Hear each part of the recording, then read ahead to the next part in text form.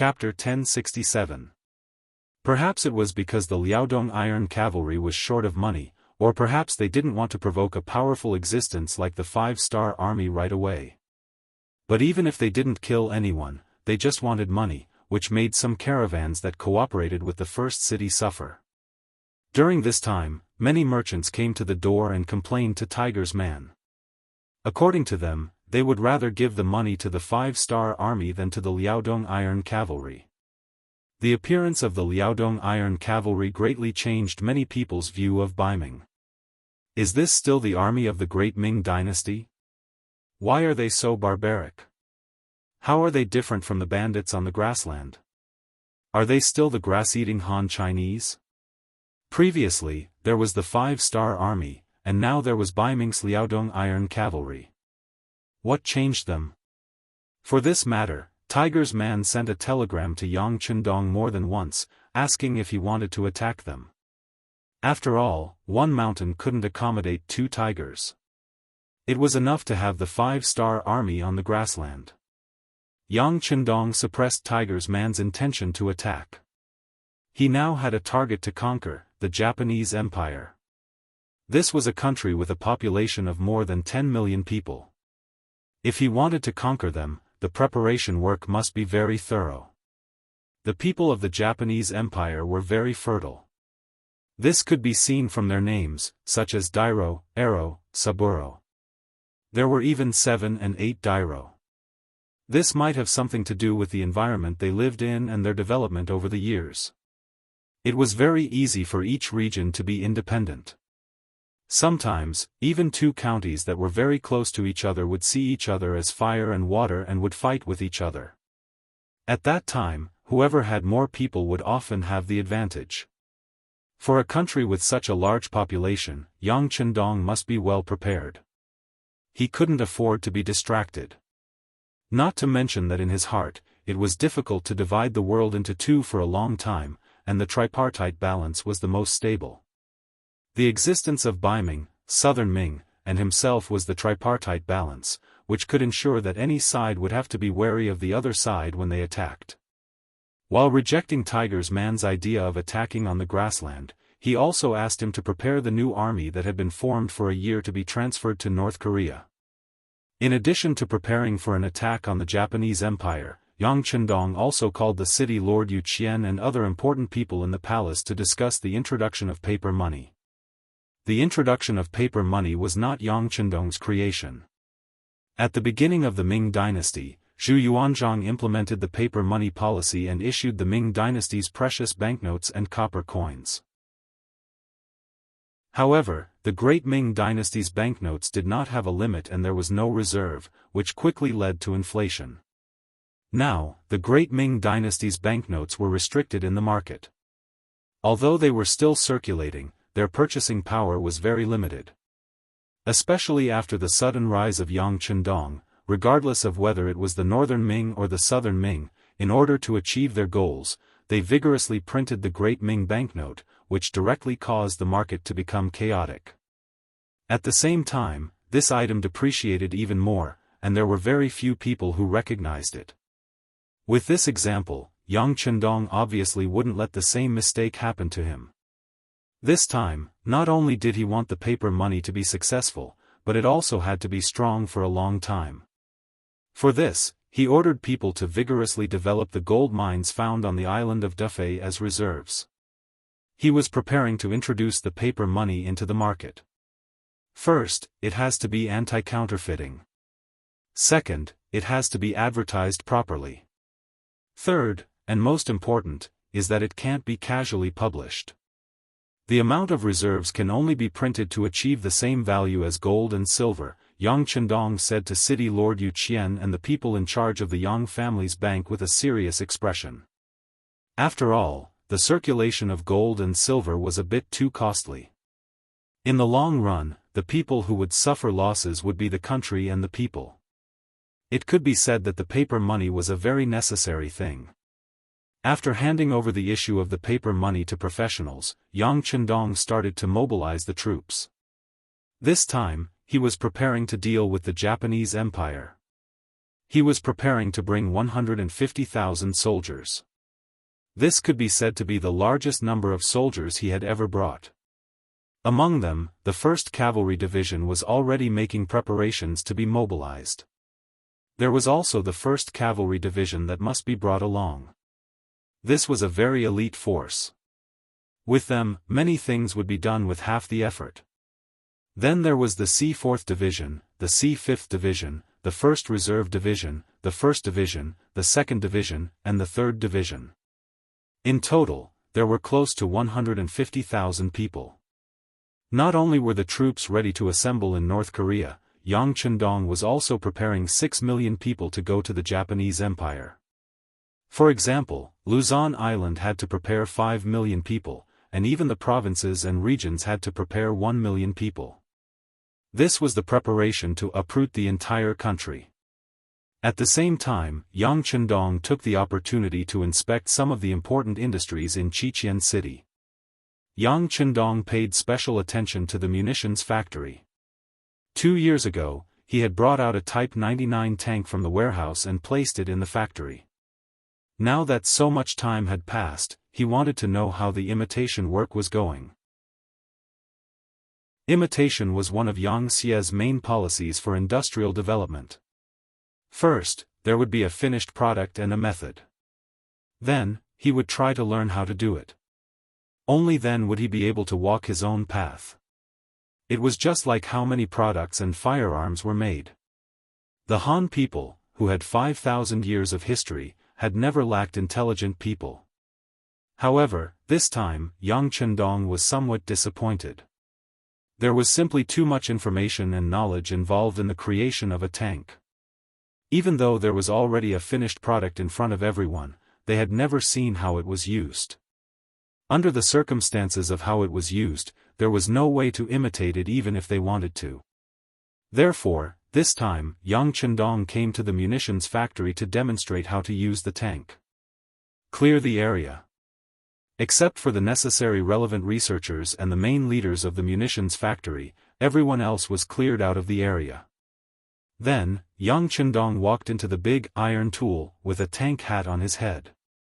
Under everyone's gaze, the tank that was filled with fuel started moving. With a roar, it walked out of the secret workshop and appeared in the empty field. This scene was too much of a shock to everyone. The roaring sound had already frightened everyone. When they saw that this thing could already move under the control of a single person, everyone present widened their eyes and looked like they had been shocked silly. Then, an even more shocking scene appeared. After the tank arrived at the field, it first moved quickly and skillfully turned. Along the way, it knocked down many obstacles that had been prepared beforehand. Then, it stood still and fired at an area that had been marked out long ago. In the roar of the explosion, the target area a few miles away was hit, and smoke rose from it. Plop! This eye-popping scene attracted everyone present to kneel. Even the city lord Yu Qian, who accompanied Yang Chendong to watch, and Yang Er, who had been following Yang Chendong for many years and had long been accustomed to various miracles, also knelt on the ground. Yang Chendong was very powerful. He was once called the Lord God, as if he was a god that had descended to earth. But even if they were fully prepared, the moment they saw the shell fired, everyone was still shocked and knelt on the ground. They didn't dare to imagine. If this iron tool were to be used on a large scale, once it appeared on the battlefield, who would have the ability to stop it? They were afraid that when the time came, it would only be a rush, and the thousands of soldiers and horses would be scared silly and scattered. When everyone knelt on the ground, the tank extinguished the fire and stopped. Yang Chendong, with a tank hat on his head, got out of the cockpit. His appearance here attracted loud shouts that shook the heavens and the earth. If one listened carefully, they would hear the three lords of God talking non-stop. Well, this thing is somewhat magical, but it's more of a function of technology. So, you choose 2 people, and I'll teach them how to drive and operate it. When Yang Chendong's voice resounded in the training ground, for these 2 places, the people below could be said to be red in the face and ears. They all wanted to feel the power of this iron tool, and they all wanted to be in close contact with the divine object. For a full 10 days, except for going back to the palace to visit his son and daughter at night, Yang Chendong stayed in the training ground most of the time. And this place had been taken over by Long Wei. No one was allowed to approach without orders, or they had the right to act first and report later. It was precisely because they had seen the power of the tank that Long Wei believed that any level of defense was appropriate. In 10 days, the 2 disciples taught by Yang Chendong had barely finished their apprenticeship. Next, they could only rely on continuous practice to reach the level of familiarity. After that, Yang Chendong left the training ground and returned to the palace. There was news from the Japanese Empire that internal strife had begun, and now it was already April 1457. Back to half a month ago, in the Japanese Empire's capital, Ping Beijing. Princess Junko, who had returned to the Japanese Empire for 2 years, made use of her strengths and established a school called Jianghu Academy. She widely accepted students and taught advanced knowledge, which was constantly expanding its influence. When Jianghu Academy was first established, it didn't attract much attention. On the contrary, it attracted people's ridicule. In the Japanese Empire, the status of women was naturally subordinate to men. They often believed more than China that a woman without talent was virtuous. It was not surprising that Junko was a princess. Fortunately, Junko's actions received the support of the emperor, who was also his father, the Garden Emperor. There was no other way. His son, Chenin, was only 15 years old, and Junko, who was already 20 years old, naturally became the person that the emperor valued. Speaking of which, the emperor only had a good name, but his life was not easy. In the history of the Japanese Empire, since the end of the Heian period, the emperor, who originally had absolute control over the Japanese Empire, began to lose his power.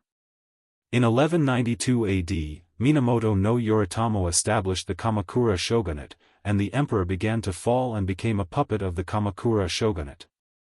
Later in history, the emperor became a puppet of the Muromachi shogunate.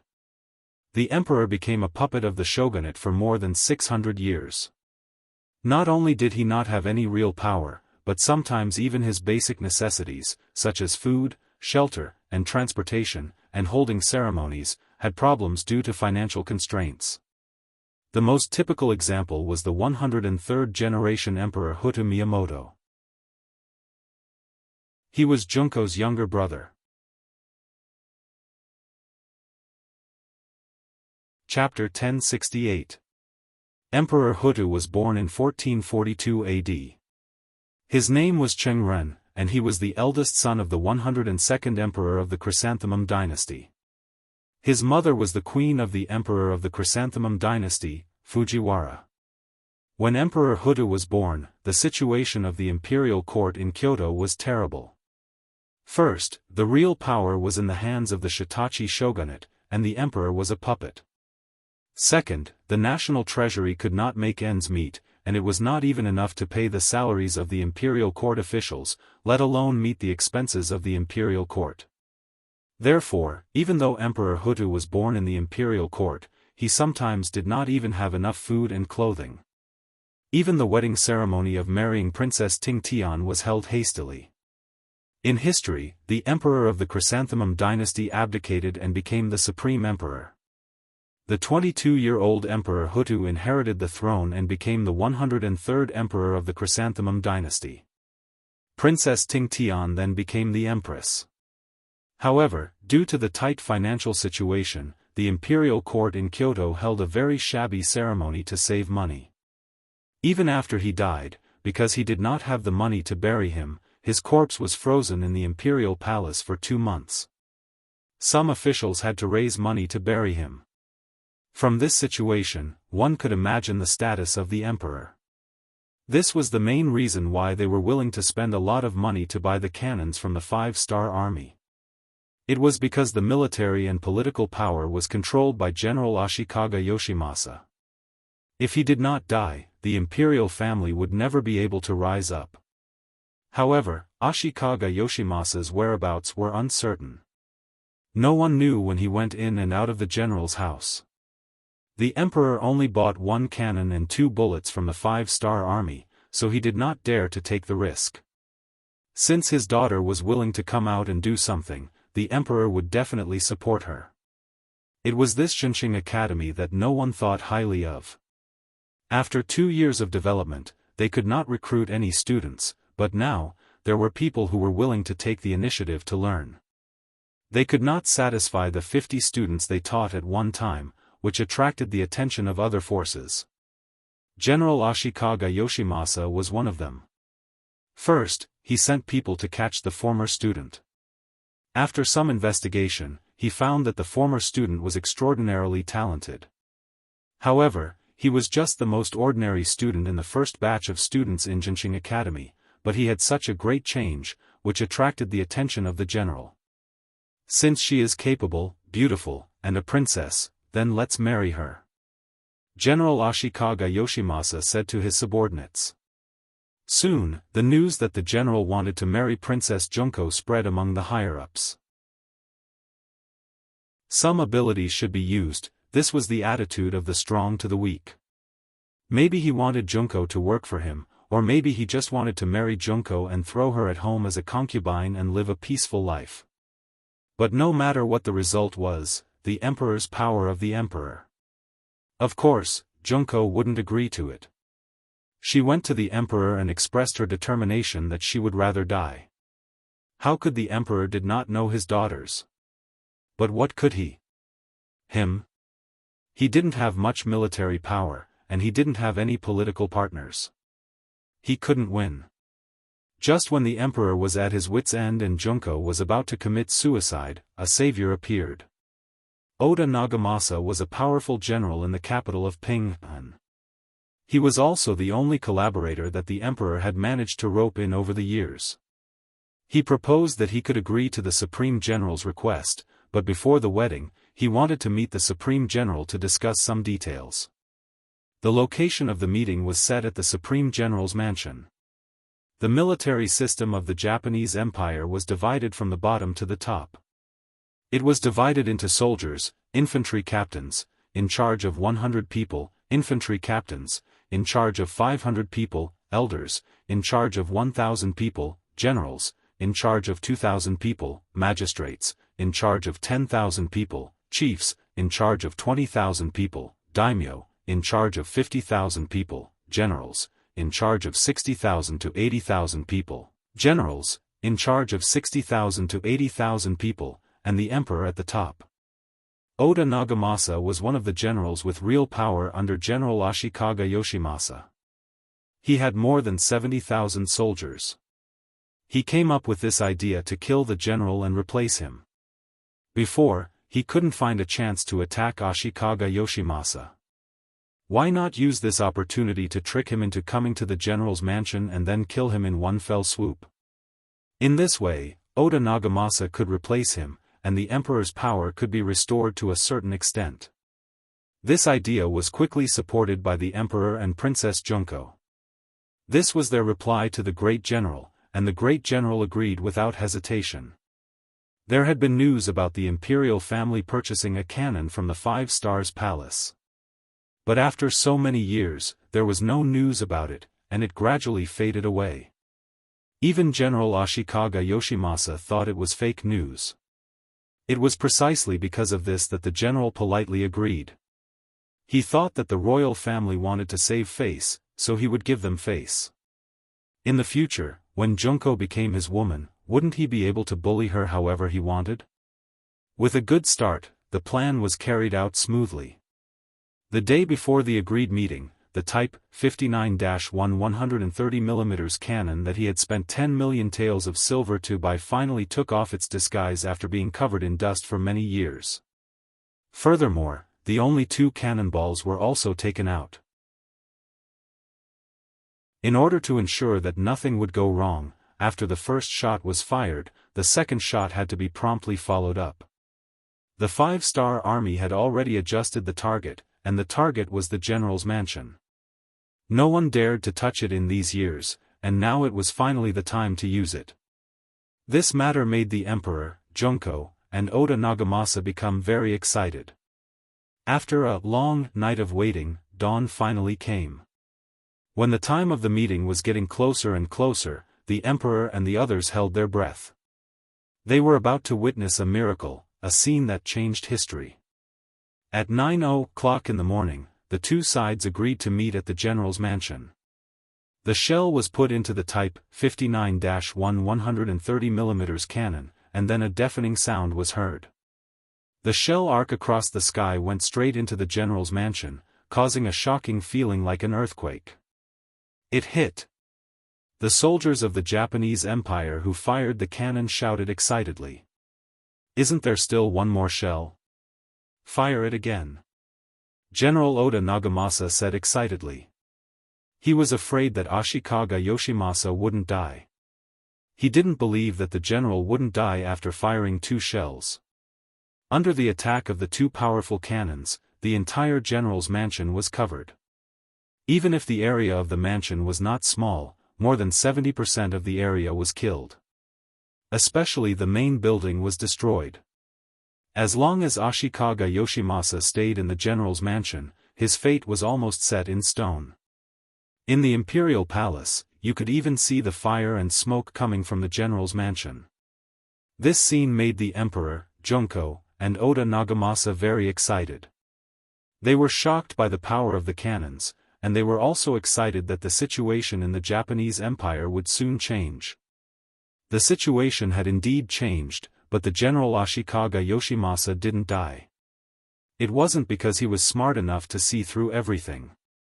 The problem lay with Oda Nagamasa. His most trusted deputy, Kayome Sakuki, suddenly betrayed him and told the supreme shogun about the plan. At the last moment, they escaped from the mansion and avoided a fatal disaster. When Oda Nagamasa heard the news, he saw the general's army outside the imperial palace. Fortunately, in order to celebrate the victory and successfully seize military power, Oda Nagamasa had transferred tens of thousands of his own soldiers to guard the palace. Now, they were finally put to good use. Hold on. At the same time, Oda Nagamasa was also preparing to break out of the imperial palace. In his view, even if Ashikaga Yoshimasa didn't die, Ping and Beijing wasn't a place where he could live for a long time. As for whether he needed to take the emperor and his family with him when he left. Don't be ridiculous, it was already difficult to protect himself, who would think about other things? Oda Nagamasa wanted to escape. Once he left, it could be imagined that the Supreme General's anger would definitely be vented on the Emperor. If that was the case, although they might not die, it would be far worse and more painful than death.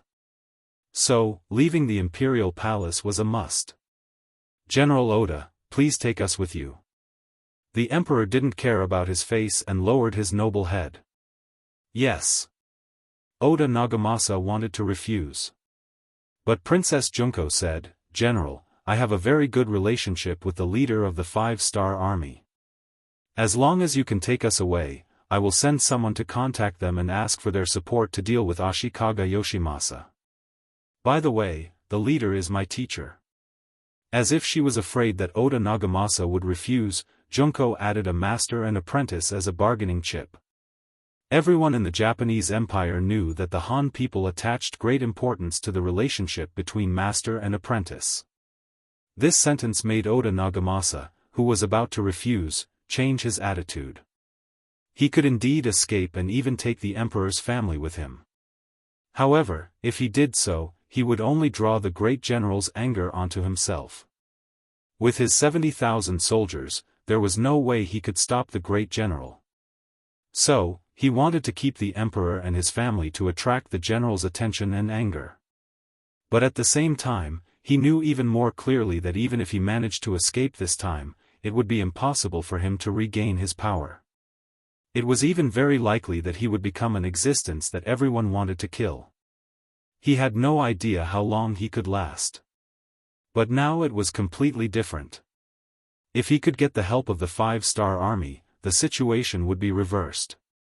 If you don't believe it, just look at the power of the 2 cannons. Oda Nagamasa's eyes rolled for a moment. He originally wanted to say sorry, but now he said, yes, the emperor's safety is more important than anything else. I will take you away.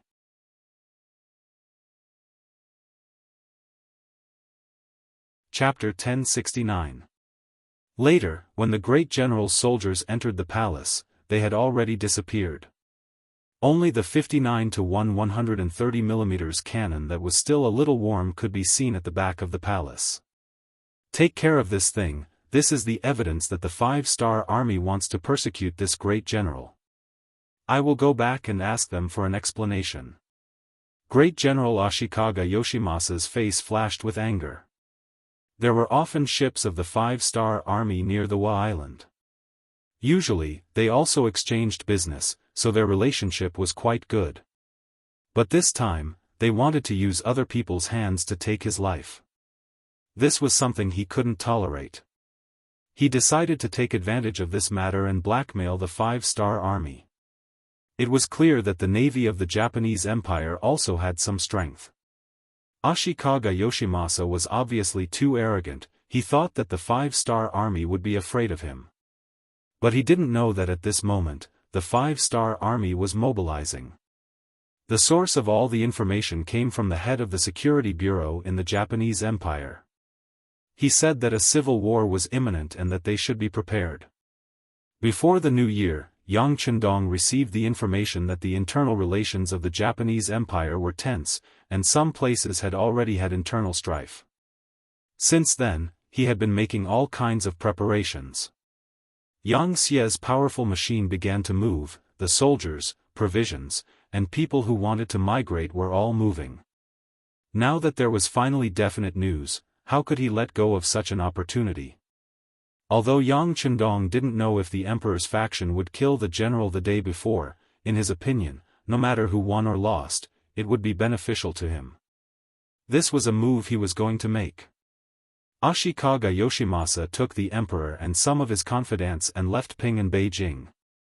As he wished, Junko sent her trusted Kobayashi, who was her bodyguard when she was in the Great Ming Dynasty. She asked him to leave the army and get a ship to the nearby North Korea to report to the 5-star army for help. After doing this, she followed her imperial father, the empress, her younger brother, and other members of the imperial family to the south under the protection of Oda Nagamasa, and entered the Shanin Road's Anyan area. Shaolin found a boat by the sea and came to North Korea. It was already more than 10 days later when he reported to Yang Chendong. Holding the telegram from North Korea in his hand, he didn't look too surprised. However, the cannon did not kill Ashikaga Yoshimasa. This would make it more difficult for him to conquer the Japanese Empire. Fortunately, he had never thought that such a powerful figure would die so easily, so he had already made sufficient preparations. Yang Chendong put the telegram aside and gave the order to Beta Persei, who was following beside him, order Longwei to get ready to depart. We'll sail to Korea in 2 days. With horses, they were called Haiki, and without horses, they were called Longwei. This was an extremely elite, well-equipped, and particularly combat-capable army. They were also the strongest protection around Yang Chendong. Often, wherever they appeared, it meant that Yang Chendong would also appear there.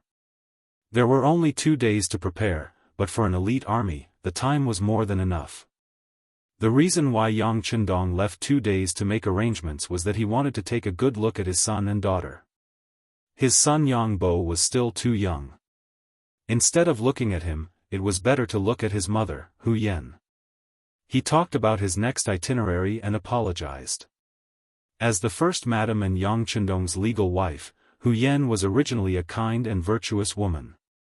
Although she was very worried, she didn't blame him at all. Instead, she advised Yang Chendong to be careful. She also said that the next time he came back, Little Bo should be able to run all over the place. After leaving Hu Yan's palace, Yang Chendong went to see his daughter, Lele. In contrast, she was much cuter. As soon as she saw Yang Chendong, she hugged his neck like a wombat and didn't want to come down. She kept calling him father. Yang Chendong also liked Lele very much. He even specially created a song for her, the king brought me to patrol the mountains, saying that she was his little princess. Logically speaking, with his current status, it was really degrading for him to touch and play with these songs. But when did he ever put these customs in his eyes? Just based on this matter, it attracted the envy of many people. The attitude of the servants in the palace towards Lele became more friendly and respectful. Xianxia also had many similarities with other dynasties. For example, the people below were also very understanding. Whoever was favored would be more popular. Fortunately, Yang Chendong also treated the other madams very well. At least, he did his best to treat them equally. In addition, Hu Yan, as the legal wife of the princess consort, had no intention of suppressing any of her younger sisters. This allowed the palace to appear to be harmonious. Even if there were some disputes, no one would show it on the surface. Whether the backyard was stable or not was directly related to the situation on the front line. Seeing that the backyard was fine, 2 days later, Yang Chendong took the last 1,000 long way to leave on the transport ship and went straight to North Korea. At this time, the Japanese Empire had already started a war, especially in the Onion area. The army sent by the great general Ashikaga Yoshimasa had already fought with Oda Nagamasa's army. Ashikaga Yoshimasa's reason was dignified. He said that someone had kidnapped the royal family, and he came to rescue them. Oda Nagamasa was also not incompetent. He held the emperor hostage and ordered his vassals. He said that someone wanted to rebel, and he was protecting the emperor. He also asked others to do the same as him, to make their own efforts and contributions to protect the royal family and the emperor. Everyone said that they were right, and everyone said that they were righteous. The two groups of people fought together. The other forces of the Japanese Empire that received the news didn't intervene. If they rashly acted without seeing the result, it was very likely that they would become cannon fodder. No one who could become the leader of a force was a fool. When Yang Chendong arrived in North Korea nearly 20 days later, the situation in the Japanese Empire was already very critical. From the feedback of the intelligence department, it was obvious that the great general's side had the advantage. He had always been in charge of the military and political power of the whole country. Oda Nagamasa was just one of the vassals. Naturally, their strength was not equal. It seemed that he couldn't hold on any longer. The governor of North Korea province, Jianghu, had already done the logistics work for the army. Some of the people who came here first were also properly settled by him.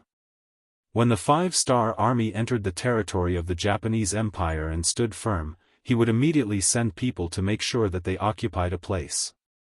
This was to ensure that they didn't go back and forth and didn't cause extra trouble for the army.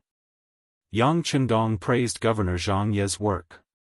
Then he called a group of military generals and pointed at Tsushima Island in the Japanese Empire's terrain on the sand table. He said, "This will be our primary target. Commander Su, I will give this task to your army. Is there any problem? I promise to complete the task." The new army's commander, Su He, stood at attention and replied confidently. The new army was an army that had just been established. However, it had been more than a year since the establishment of the army. The personnel structure was already very complete. Especially the commander, Su He, who was originally a general. Since he was captured by Yang Chendong, he had repeatedly made contributions to the army. Under the leadership of such a strong general, the combat power of the new army had been constantly improving. What they lacked now was actual combat experience. It was because of this that Yang Chendong transferred the new army to the front line this time. It was to give them a good opportunity to fight. In Yang Chendong's eyes, the Japanese Empire was not worthy of being called a big enemy. His real enemy was still the grassland. Su He took the position of the vanguard, which made the other division commanders envious. However, they were just envious.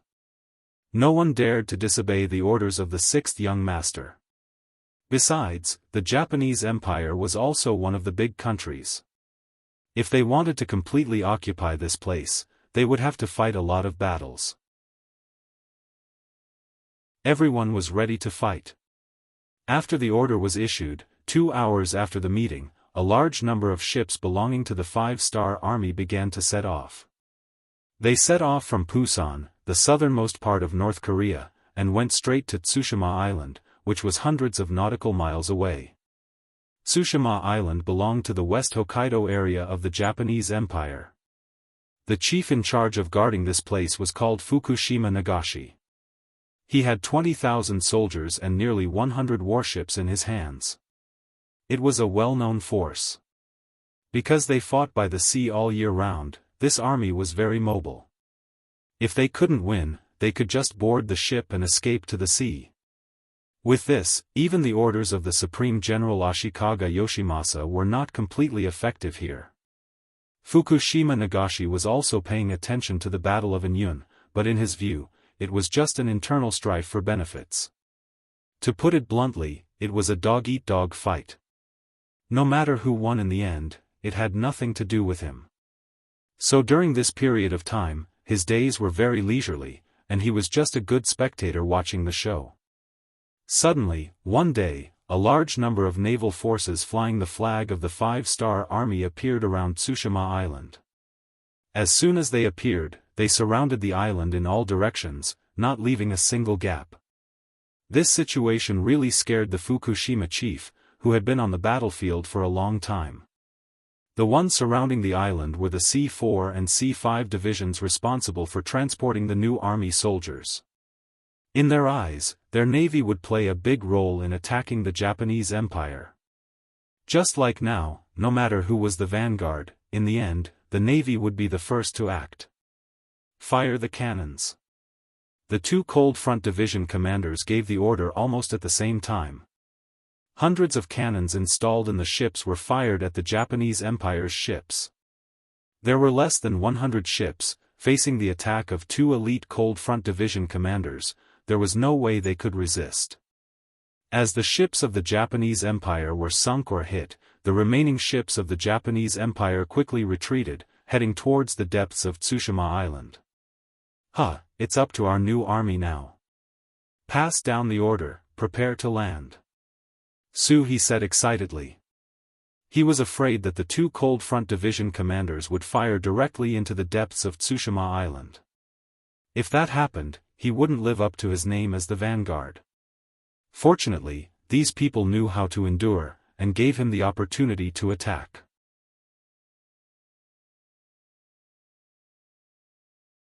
Chapter 1070. Speaking of which, why wouldn't the 2 commanders of the Cold Front Division want to take down Tsushima Island directly? They also have the strength to do so. However, if the cannons were to fire, they would inevitably kill more people of the Japanese Empire. It wasn't that they couldn't bear to do so. This could be seen from the attitude of the 6th young master towards this place.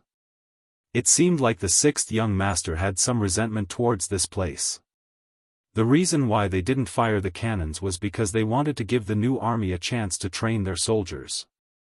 At the same time, they could also save some cannons. After all, every cannons fired were worth a lot of money. So far, the production rate of cannons was still very low. Moreover, from time to time, substandard products would appear. Cannons had become a very precious item in the army.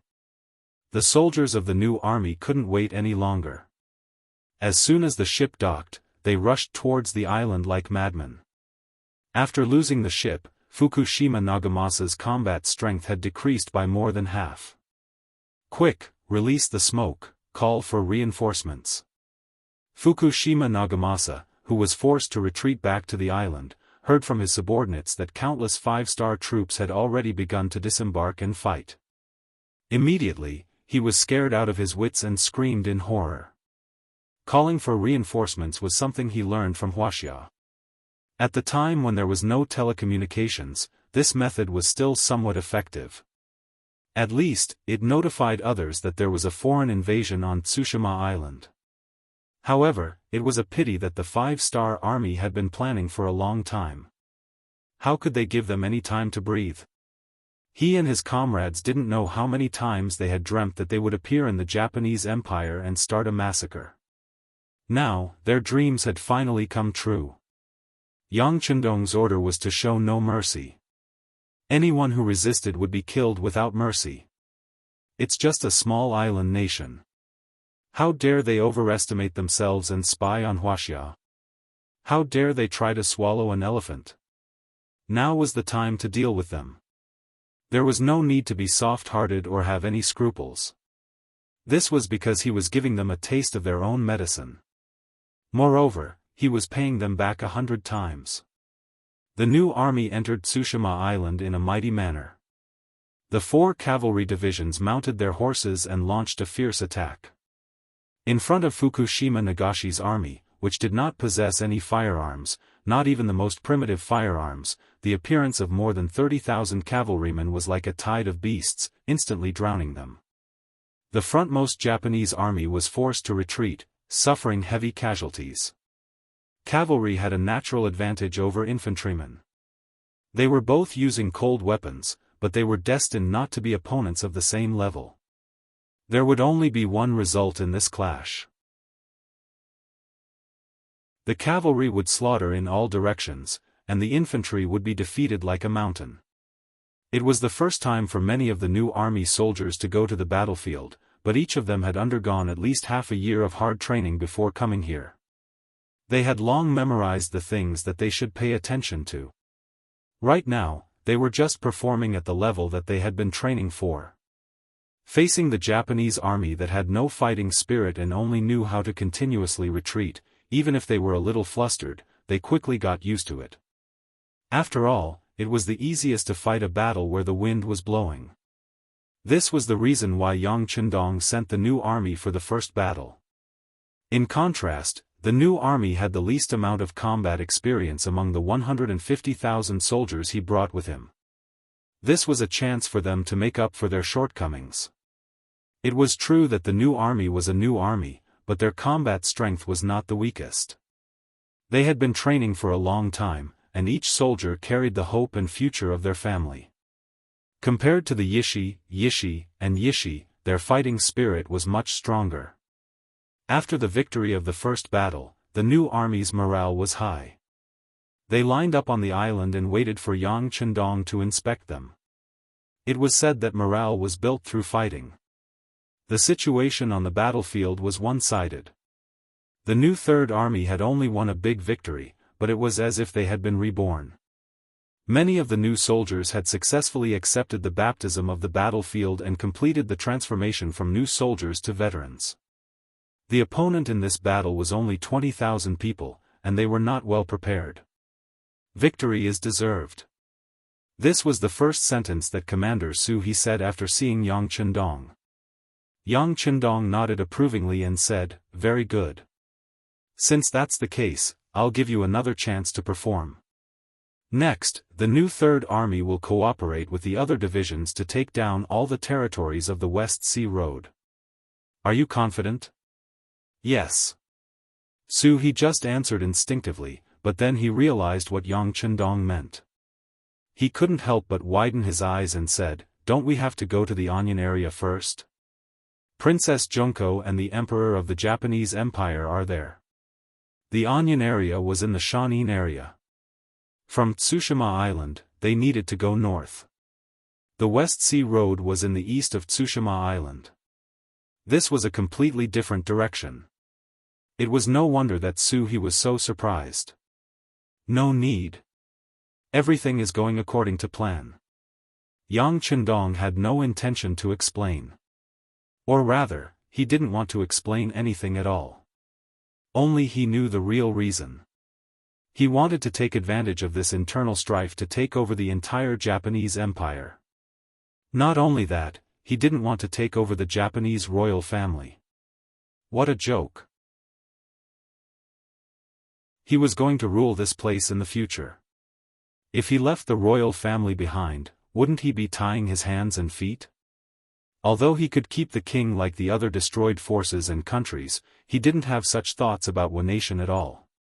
He hoped that these people would die as soon as possible, so that it would be easier for him to carry out some of his work and plans in one nation. These were just selfish motives. It wasn't something that could be shown in public. On the surface, he had enough reasons. That was, Oda Nagamasa's troops in the Onion area couldn't hold on under the attack of Ashikaga Yoshimasa's army. Even if the 5-star army rushed over at full speed, it would still be too late.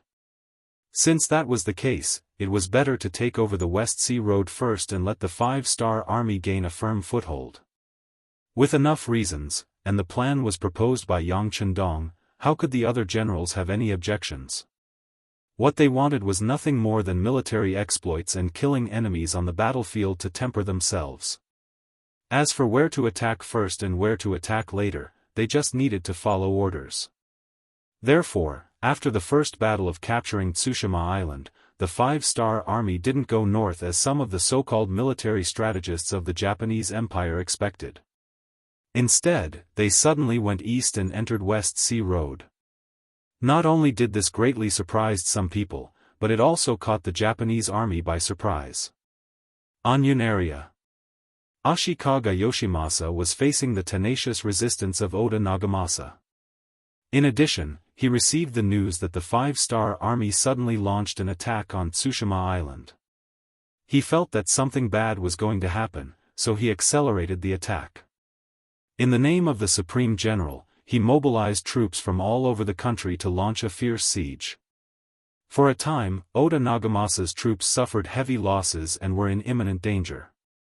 Junko was in a small courtyard assigned to her, and her face was full of anxiety. She also heard the news that the 5-star army appeared on Tsushima Island. She wasn't angry about the sudden invasion of an alien race. Instead, she was somewhat happy. According to the time, Kobayashi should have just arrived in North Korea not long ago. Didn't this mean that he still had her in his heart? While she was happy in her heart, she was also worried. Junko didn't know if he could really save her. After all, from the current situation, this place was already very dangerous. Once Ashikaga Yoshimasa attacked this place first, she, the emperor, empress, and her brother would be forced to become hostages. They might even have to live a life worse than before. At that time, even if he wanted to attack, he should have some scruples. Junko had to say that she was thinking too much. You Japanese Empire people are holding your own emperor to threaten who? Yang Chendong is just an outsider, why would he be afraid of such a threat? Once a woman fell in love, her IQ would also drop. Junko was like this. She optimistically thought that the 5-star army came to save her. While she was looking forward to it, another woman appeared beside her, temporarily breaking this unrealistic idea. Princess. The woman who appeared beside Junko was good-looking, especially with a very graceful figure. Yoshiko, why are you here? Junko looked at the woman who came to her side and asked with a smile. She knew this woman. Her name was Yoshiko, and she was a geisha in the royal family. With her good dancing and perfect figure, she attracted the emperor's interest.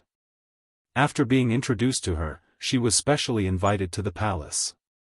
Because they were about the same age, they quickly became familiar with each other. Many times, Junko even thought that she and Yoshiko had more in common, which also made the relationship between the two sides much closer. Usually, Yoshiko would find time to chat with Junko. Although one was a princess, and the other was a geisha, the current royal family was so weak that there was no particularly obvious concept of hierarchy, so the two sides talked happily. Seeing Yoshiko appear, Junko thought that she was afraid and wanted to talk to her to reduce her fear. So after greeting her, Junko said with a smile, "Well, you don't have to worry. This princess tells you that the 5-star army is here, and I believe that it won't take long for them to arrive here.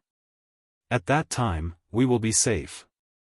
Seeing Junko's yearning look, Yoshiko interrupted her fantasy and said in fluent Japanese, "I'm afraid that the 5-star army won't be able to save the princess." Wait, what are you saying? Junko looked at the usually petite Yoshiko who suddenly said such words, and her tone was so confident. For a moment, Junko was stunned and asked as if she didn't know Yoshiko. I said that the 5-star army won't be able to save the princess. Yoshiko opened her mouth again. But this time, she didn't say it in Japanese, but in very standard Chinese. Junko's face was full of surprise, and she pointed at Yoshiko and said, "You. How can you speak Chinese?"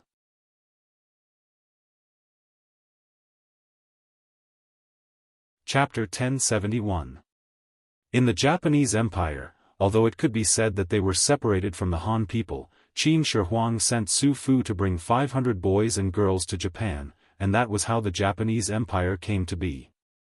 This saying was not only in the Ming Dynasty, but also in the Japanese Empire.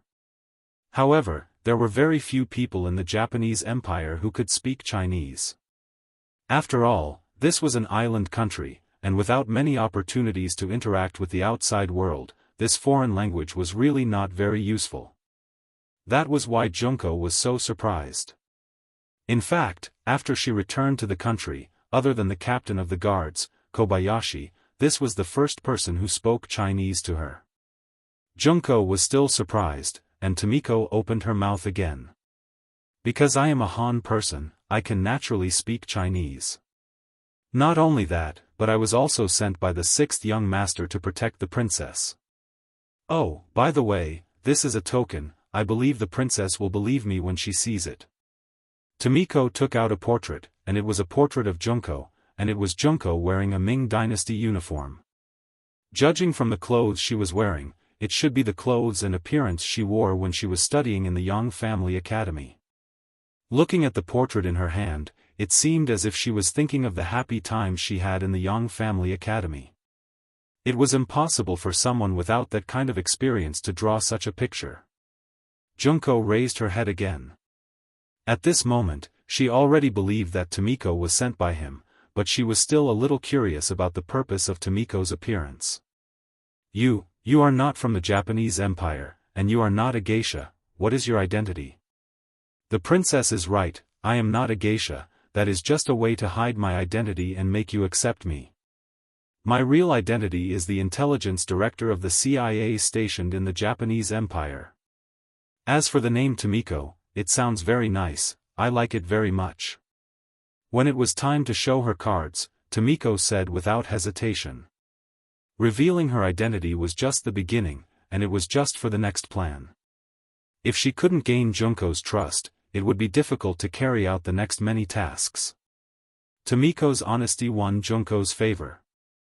More importantly, she knew that all the arrangements were made by Yang Chendong, which was enough to prove that he still cared about her. Especially when she thought that Tomiko's appearance meant that she and her father would be safer. She said happily, "Since that's the case, are you here to save you?" "Yes, the princess is right. But that's not entirely correct.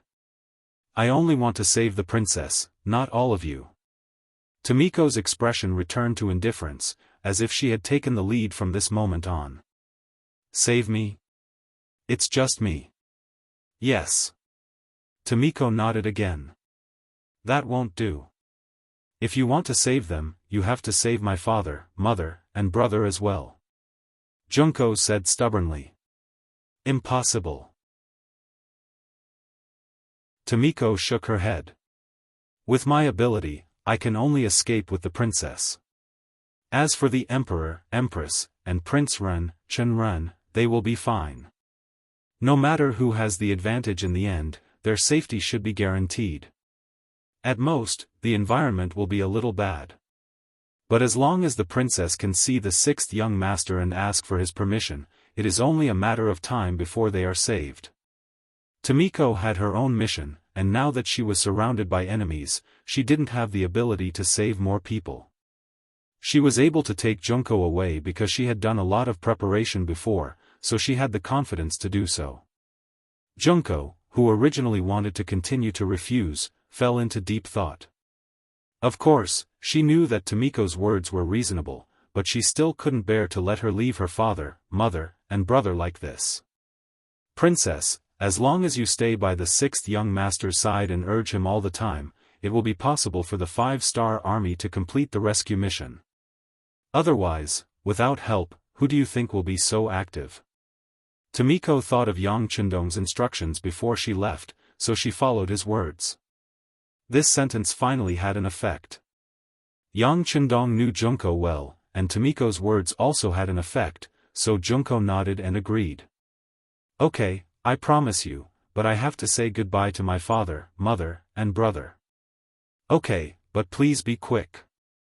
Gongzi still has more than 2 hours, and we will leave here at night. Tomiko agreed. This was something she had prepared for a long time. With her understanding of Junko, some things must be done. Junko went to see her father, who was also the 102nd emperor of the Japanese Empire, Emperor Hirohito of the Garden. After seeing her father, Junko didn't hide anything and told him that Yang Chendong sent people to save her. Father, you have suffered, but as long as you hold on for a while, I will definitely persuade him to send troops quickly and save you. Junko's words also frightened Emperor Hirohito. He didn't expect that he only stayed because he saw Tomiko's good dancing skills, and this coincidence was actually arranged by him in advance. He really didn't know what that person didn't know.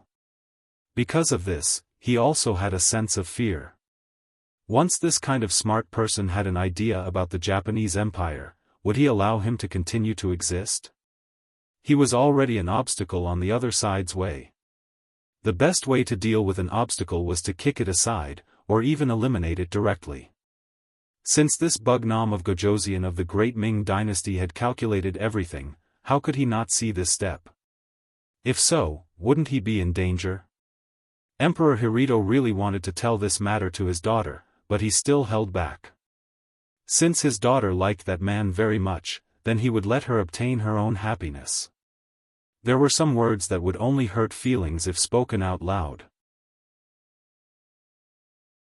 And most importantly, with his daughter as a link, even if the Japanese Empire was heavily damaged by the 5-star army in the future, as a father, he could more or less benefit from it. Thinking of this, for his own benefit, Emperor Hirohito said, "Father can see that he likes you very much. Since that's the case, then be with him, and then use his power to promote the power of our emperor, and benefit the people of the Japanese Empire." Her father agreed, and he was still so supportive of her. Junko's face was filled with joy. "Yes, father, Junko promises you." When she said this, there was a trace of shyness on Junko's face, but she did not know that this was the last time she saw her father. Everything that happened after that was completely unexpected. When Yang Chendong received the news that the emperor of the harem was killed, he was also surprised. After all, Yang Chendong did not really want to kill this person, even if it was for Junko's sake. He just wanted to use this war to completely weaken the influence of the imperial family on the Japanese Empire. Unlike the leaders of other occupied countries and regions, they would quietly hide people and tell others that they were dead, so as to cut off some people's thoughts, and let them live a peaceful life in private. But often, plans were not as fast as changes. Back to the present. With her father's consent and blessing, Junko quietly left the compound with Tomiko when it was dark. Tomiko had already prepared for all of this. First, she got 2 sets of men's clothes, and with the help of some things, the 2 beauties quickly became 2 middle-aged Japanese Empire men. Then, under the cover of night and the protection of the CIA in the dark, they left the Onion area. In order not to be discovered, Tomiko even found a woman who looked similar to Princess Junko. She spent a lot of money to find this woman from the Japanese Empire in order to delay the discovery of the princess's disappearance. The plan went smoothly. Junko was just a girl. In the eyes of Oda Nagamasa, her status was far less important than the emperor and his son, Prince Seiji. She was even less important than Empress Tengara. Junko, who was just a marginal figure, successfully left. Under the unified plan of Yang Chendong, the 5-star army didn't attack the Mountain Sun Path. Instead, they suddenly attacked the West Sea Path. The Chikuhu area, Feiho area, Oyu area, and Fengho area were successively attacked by the 150,000 five-star army in multiple ways. Faced with either long guns, short cannons, armored cavalry, elite soldiers, or a sea of soldiers, the defenseless West Sea Path quickly fell. Finally, the army gathered in the Fengxian area, which was the border between the West Sea Path and the Mountain Sun Path, and it only took 13 days. In 10 days, they took down one of the 7 major areas of Wu nation. Of course, it was because they were caught off guard. It was also because the West Sea Road was on the edge of the Wu nation, so the defense force was weak. But it also proved the strength of the five-star army. After 13 days, the five-star army gathered again and prepared to attack the Mountain Sun Path and Nagato area from the Fengxian area. The various armies, divisions, and regiments quickly gathered. Behind them, the 500,000 Han people and other foreigners from the Korean province were already in place. They were occupying and digesting the entire West Sea Path. At the same time, some of the Japanese Empire's citizens in the West Sea Path were also forced to board the five-star army's transport ships. They were going to leave this place and go to other provinces under the Yangtze's control. For them, many of them might not be able to return to this place for the rest of their lives. The five-star army obviously came prepared. However, the Japanese Empire's General Ashikaga Yoshimasa wasn't an idiot. After 13 days, under his fierce attack, Oda Nagamasa was finally defeated. He died, and some of his soldiers were killed. Most of them surrendered and became captives.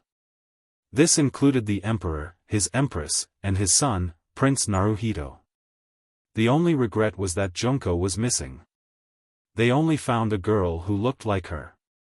But it was only a girl who went missing.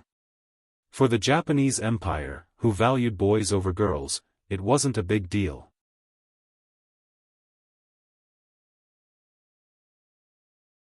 Chapter 1072.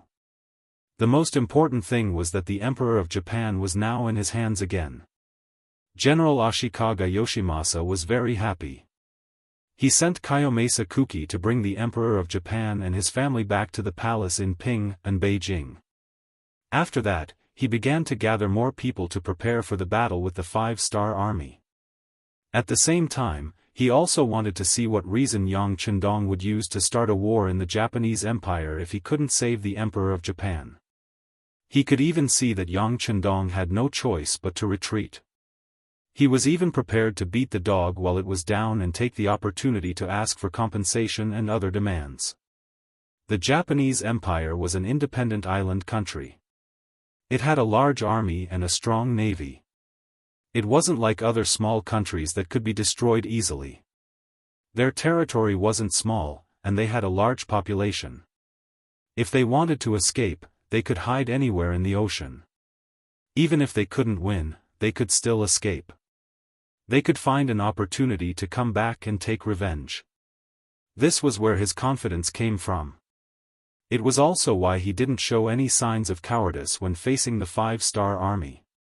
All these years, Ashikaga Yoshimasa had been in charge of the military and political power.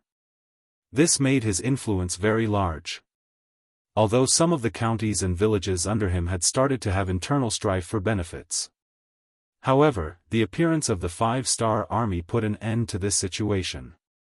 When facing an external enemy, the people of the Japanese Empire were still able to grasp the situation clearly. They began to unite around the Japanese Empire's upper echelons with the general as the core. According to the information from the front lines, the Japanese army in the Sanyang Road had a total of 400,000 people. It was nearly 3 times the number of people of the five-star army. In addition, the enemy was familiar with the environment and had sufficient provisions. A tough battle was unavoidable. If it was other forces, facing such difficulties, they would have a headache. They would have to consider whether or not it was the right decision to send troops this time. However, in the eyes of Yang Chendong and the five-star army, this was nothing. They were used to fighting against the wind. Wasn't the five-star army developed like this? Looking at the history of the five-star army's growth, which time did they not win against the many? Which time did they not give people the feeling that they were the weak? It was just a Japanese empire. For the generals of the five-star army who had experienced hundreds of battles, this was nothing. Just like now, in Yang Chendong's tent, 1st Cavalry Division Commander Tian Hu, new Army Commander Su He, C4 Division Commander Ding Yan, and C5 Division Commander He Gong were standing in a row, taking the initiative to ask for battle. The more difficult the battle was, the more one could prove one's ability by winning. When they saw that the Japanese Empire had deployed 400,000 soldiers, they all saw an opportunity. Division Commander Ding, Division Commander He can forget about it. Using the Navy as an army is an arrangement that can only be made when there is no other way. Yang Chendong opened his mouth and directly removed the C Division 4 and C Division 5 from the team. 6th Young Master, we. The two teachers were still indignant and wanted to continue fighting. You what? Do you know that the Japanese Empire has 300,000 soldiers? Your two divisions added together only have 10,000 soldiers. Isn't such a big piece of meat enough for you to chew on? Seeing that the two teachers still wanted to say something, Yang Chendong's words suppressed them and made them unable to argue. But in the blink of an eye, the two teachers heard something different. 6th Young Master, are you saying that the 300,000 Japanese Naval Division will be dealt with by our C Division 4 and C Division 5? The one who asked this question was the C Division 4 Division Commander Ding Yan. In response, Yang Chendong rolled his eyes and said, not only you, there are also 20,000 North Korean Navy. They will be under your command and cooperate with the operation. Of course, if it turns out that you can't suppress the Japanese Naval Division, then this young master will have to consider transferring people from the Navy Command Headquarters. No need, we have no problem. The C Division 4 Division Commander Ding Yan immediately waved his hand, as if he could just leave it to them. Yes, 6th Young Master, we are willing to make a military pledge. The C Division 5 Division Commander said seriously. Yes, we are willing to make a military pledge. The C Division Commander Ding Yan also reacted and immediately stood at attention. Yang Chendong waved his hand and didn't ask them to make a military pledge because he believed that these two teachers would do their best to prove themselves. Besides, the C Division 4 and C Division 5 Division were fully equipped with firearms and had experienced many battles. They could be called elite soldiers. If they still couldn't deal with the Japanese Naval Division, then he really had to consider whether these two were qualified for their current positions. After the two teachers left, there was still a commander and a division commander standing in front of him. Facing their eager eyes, Yang Chendong still refused and said, I know what you mean, but this time you can't take the lead. Leave it to the foreign races. They also need to be sharpened. Yang Chendong's words blocked the mouths of Tian Hu and Su He.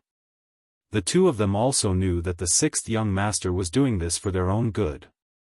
Besides, the Japanese Empire didn't only have 400,000 soldiers in front of them. There would be many more opportunities to fight big battles in the future.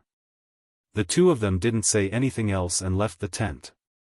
After sending away the 4 generals, Yang Chendong called the 3 division commanders of the Wuxia Division, the Wuxia Division, and the Wuxia Division. He told them that the next task of attacking the Mountain Sun Path would be given to them. Looking at the 3 division commanders, Niu Duo, Tu Hai, and Luan Xiaojiang, the 6th Young Master said sincerely, this is your chance to show off. Just do it. If you all die, this young master will replace you. Yang Chendong had always cherished the lives of his soldiers.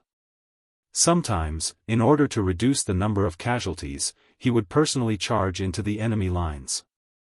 However, Yang Chendong always had a different view of the foreign races. This was an army formed for benefits, for the sake of standing out, and for the sake of a better future. Their starting point wasn't necessarily honorable. They didn't even have a sense of identity with him. Many of them had fallen because of him. If an army like this was too strong, who knew if it would become a gunpowder barrel at any time and blow him up? For people with such experiences, if they could die on the battlefield, it would be a good ending. It would dispel Yang Chendong's worries about them, and it would also ensure that the territory under Yang Xie's rule would be more stable and harmonious. Of course, although these people had impure intentions, from a righteous point of view, they were fighting for him and for the 5-star army. Therefore, Yang Chendong was still willing to give them a chance. He wanted them to perform well on the battlefield. If they were really capable, he believed that they would shine brightly. However, most people wouldn't be so lucky. Yang Chendong made a promise in front of the 3 division commanders. He also said that more foreign races were gathering in Korea. It wouldn't be long before they arrived at the Japanese Empire and joined the battle. In other words, no matter how the battle was, their positions as division commanders wouldn't be shaken. Even if they were all killed, they could quickly rebuild. With this promise, Nyo Duo and the other 2 had nothing to be afraid of. In front of Yang Chendong, they said that they would do their best to inflict more damage to the Japanese army and show that the 5-star army wasn't afraid of death and hardships. Beta Persei, who was standing on the side, heard all the conversation. When Nyo Duo and the other 2 left with excited faces, he finally couldn't help but ask, "Young master, with just these 3 divisions, I'm afraid they won't be a match for the 400,000 troops of the Japanese Empire." Who said they were a match? Listening to such a short but straightforward answer, Beta Persei was stunned. Seeing that Beta Persei didn't speak, Yang Chendong smiled and said, "What? Are you very suspicious?" Since they knew that they were no match for them, why would they send these 3 foreign divisions to die on the battlefield? Yes. Yes. Beta Persei did think so in his heart, but there were some things that he couldn't ask. He didn't even think that the young master would really answer him. Yang Chendong still answered, "The time isn't right. We are invading for no reason now. We don't have enough reason. It's okay to fight a smooth battle, but once the situation is not good, then problems may arise at any time, so we still need to wait." As for what they were waiting for, Yang Chendong didn't say it clearly, and Beta Persei naturally didn't ask more. Of course, he didn't know that Yang Chendong had another idea, and that was the army of the Japanese Empire, especially their samurai army and ninja army. Their strength couldn't be underestimated. Yang Chendong would value people with ability. He still had a great dream to achieve. Of course, unifying the Asian region was not his goal. Now, unifying the Asian region and integrating the energy here to make sufficient preparations to attack other regions was what he wanted. If the main elite force was sent out at once, the casualties on both sides would not be small. This was not what he wanted to see. What he wanted was more captives, more people who could be used by him. Naturally, the timing was also very important. Next, Yang Chendong asked Beta Persei to find the captain of the Wolf Fang Special Forces, Tai Hu. Some of the following things needed to be done secretly. For example, the 3 foreign divisions were the vanguard. That was a battle on the surface, but in the dark, they needed the powerful Wolf Fang to take action. No one knew what Yang Chendong talked to Tai Hu about. They only knew that after an hour, the captain left. Soon after, teams of Wolf Fang were sent out in different directions to various parts of the Japanese Empire. Ishikami District, under the jurisdiction of the Japanese Empire's Shanin Province, adjacent to the Shanyang Province's Anyan District. In a small town called Zhongda in Ishikami District, 2 young men were squatting under the eaves of a very ordinary house, each holding a broken bowl, and begging the pedestrians along the street. Under their ragged clothes, the backs of the 2 people looked a little thin and pitiful. There were rich people in every area, and naturally there were poor people. Beggars could be seen everywhere in Zhongda City, which was not rich. These 2 little beggars didn't attract any attention. Even when the patrolling soldiers on the street passed by them, they would never give them a second glance.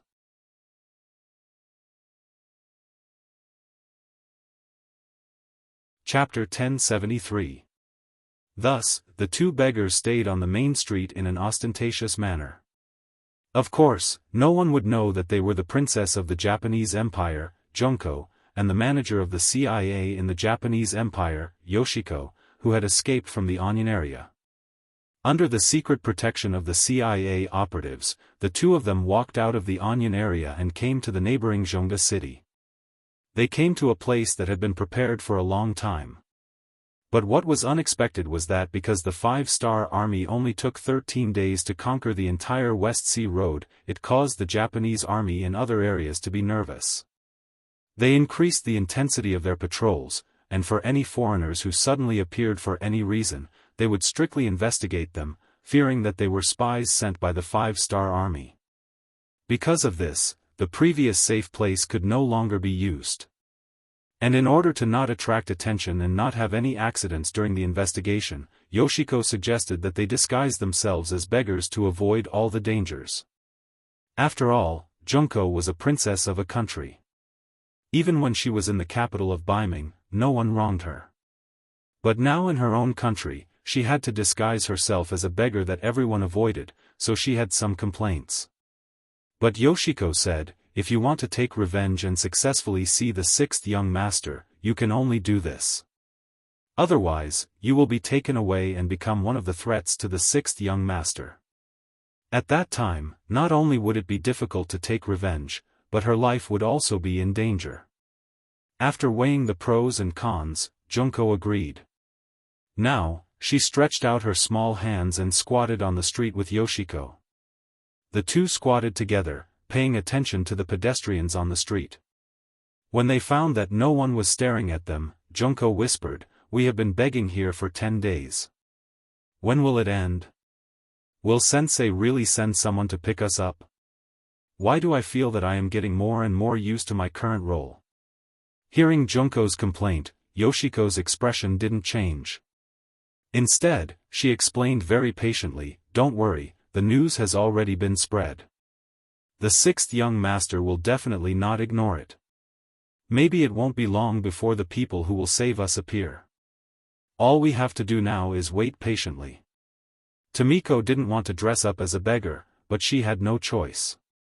There were only 6 CIA operatives around them. Once they were discovered, they would be in a very dangerous situation. They had no choice but to do so. However, Tomiko was willing to accept all of this. She had already found out through some channels that the sixth young master was very good to Tomiko.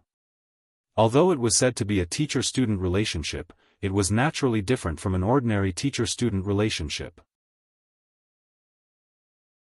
This could be seen from the fact that the sixth young master had led troops to appear when the civil strife in Neon had not ended yet. Tomiko also heard that the sixth young master seemed to have a good impression of this foreign princess. What's more, some people said that the sixth young master once had the idea of marrying Tomiko. If all of this was true, then wouldn't her future be infinitely bright since she and Junko had gone through thick and thin together? Because of this, Tomiko was very patient with Junko. Even if they both became beggars, she didn't show the slightest resentment or dissatisfaction. Listening to Tomiko's answer, she thought that even an outsider could accompany her. What else could she be dissatisfied with? What else could she complain about? At that moment, she stretched out her dirty little hand again, as if she was going to order a meal. Time passed day by day. 2 days later. The two women were walking on the streets of Jianghu city, looking for a place to hide today. Suddenly, an accident happened. A gust of wind suddenly blew. Caught off guard, the two women were blown by the wind. Their clothes were blown by the wind, and the broken hat on their head was blown away, revealing their beautiful black hair. At this time, a group of 30 Japanese Empire patrols passed by and saw this scene. After the wind passed, the two women were surrounded. "Who are you?" The leader of the Japanese Empire squad asked in Japanese. We are refugees. Because we encountered bandits, our families were all killed. We sisters have no choice but to live on the streets." Facing the approaching patrols of the Japanese Empire, Tomiko stood up. From the initial panic to calmness, it only took her a breath or two. There shouldn't be any problem with this answer. The only problem was that they were two women, and their figures were quite good. Although their faces were covered with ashes, and it was impossible to see their faces, they were young and had a good figure. Didn't they see that the patrols of the Japanese Empire had evil smiles on their faces? Oh my, it's actually two women. And, bring them back to the barracks and investigate their origins. The patrol leader said with a lewd look. His eyes had already looked up and down at Tomiko several times. Obviously, bringing them back for investigation was fake, and it was likely that they were doing something improper. Not only did the two women understand this, but even the people of the Japanese Empire who were watching on the streets understood this. It was just that on one side were 30 well-trained soldiers of the Japanese Empire, and on the other side were two women who they didn't know at all. Who would stand up for them? The people seemed to know what was going to happen next. One by one, they turned around and left. They were afraid that if they stayed any longer, they would be implicated and taken away. This made the soldiers of the Japanese Empire even more daring. In broad daylight, they surrounded them and were ready to take action. Tomiko was already trembling with nervousness. It was true that she was the princess of the nation. Even if the royal family was in decline, she was still a princess. No one would do anything to her so blatantly. It was the first time she had encountered such a situation. What should she do? What should she do? She also didn't know what to do. She could only tightly grab Tomiko's arm and curl her body into a ball. Tomiko's situation wasn't much better. She was assigned to work in the Japanese Empire after professional training. She was already prepared to encounter danger and even sacrifice her life. But the problem was that she wasn't the only one in danger. The princess was next to her. If it were her, she might have pretended to be obedient. In order to survive, she didn't mind accompanying these stinky men. As a female intelligence agent, she was already mentally prepared for this kind of thing. Something could happen to her, but Tomiko couldn't. She was the person who the sixth young master wanted. If something happened to her, how was she going to explain it to her superiors? How was the entire CIA going to explain it to the sixth young master? She couldn't avoid it, and she couldn't avoid it. Tomiko made up her mind. She bit her lip and suddenly raised her right leg to kick the patrol captain who was closest to her. To be able to enter the CIA, even a woman had to go through some military training to ensure that she had the ability to protect herself in a critical moment. Tomiko made her move. She kicked the opponent's crotch. The opponent gritted his teeth and sucked in a cold breath. His face was very ugly. It was obvious how serious the consequences were. For a moment, the other patrol soldiers were frozen in place. Obviously, they didn't expect that the two weak women would dare to fight back when surrounded by fierce soldiers. Could it be that they weren't as simple as ordinary beggars? Take them back. Another deputy captain was the first to come back to his senses. He took over the captain's position and gave the order. More than 20 patrolling soldiers agreed and prepared to besiege them. Then, an accident happened. An arrow suddenly pierced through the air and hit the back of a Japanese Empire patrol soldier. The powerful force directly penetrated the soldier's body. Plop. The Japanese Empire soldier who fell to the ground still had a pained expression on his face. His mouth opened and closed as if he wanted to say something. Obviously, he wasn't completely dead yet. This scene also shocked the other Japanese Empire patrol soldiers. They pulled out their swords and stood back to back, guarding against any danger that might appear at any time and the arrows that might come out of nowhere. This situation lasted for 7 or 8 breaths of time. When they didn't see any more people or danger, the captain who had been kicked in the crotch had almost recovered. At least, he was able to speak. Take these two people back. If they resist, I don't care if they live or die. One soldier had already died. The captain was really angry and made up his mind. The two Japanese Empire patrol soldiers who received the order came forward. They wanted to reach out and grab Tomiko and Tomiko. At this moment, the arrows that had disappeared earlier appeared again. However, because they were prepared, not only did they not hit anyone, but they also exposed their position. They were discovered by the Japanese Empire soldiers who were watching their surroundings. Then, they swarmed forward to capture them. There were only 6 CIA operatives around Tomiko. They were only responsible for providing cover. They weren't the best at fighting. With 6 people against 30 people, they were obviously outnumbered. In a short period of time, the 6 people who showed their heads were surrounded. One of them had already been cut down and died after being stabbed several times. The situation was very dangerous. There was no way these 6 people could protect themselves. Tomiko anxiously turned around and looked at Tomiko. It seemed as if she was asking for something. Tomiko understood. Tomiko wanted her to reveal her identity. However, she didn't think this would work. Her identity might be useful against people with status. However, to ordinary Japanese Empire soldiers, she was no threat at all. The difference in status between the two sides was too great. Not only that, but she might also bring shame to the imperial family by revealing her identity. Once her identity as a princess was exposed and she was blasphemed by ordinary Japanese Empire soldiers, she wouldn't be able to rest in peace even if she died. Tomiko shook her head and refused Tomiko's suggestion to reveal her identity. Okay, then let's die together. At least we can be companions on the road to the afterlife. Tomiko's voice was a little sad. Then, she became determined. When she came to carry out the mission, she had mentally prepared herself for this. Now that she was willing to die to protect Tomiko, she was sure that the 6th young master would treat her family well. It could be considered a worthy death.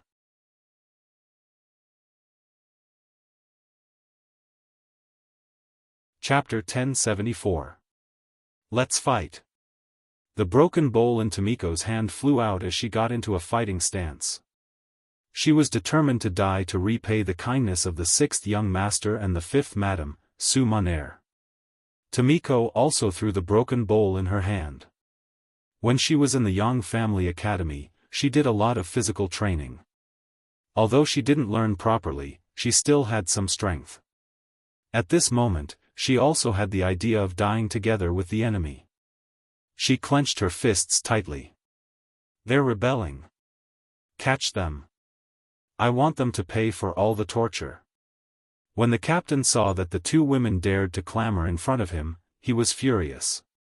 He had already decided to teach them a lesson. Even if the 2 of them died, he wouldn't let go of their corpses. The captain's eyes revealed a fierce look. All of this was seen by Tomiko and Tomiko. At the same time, they were also prepared to die.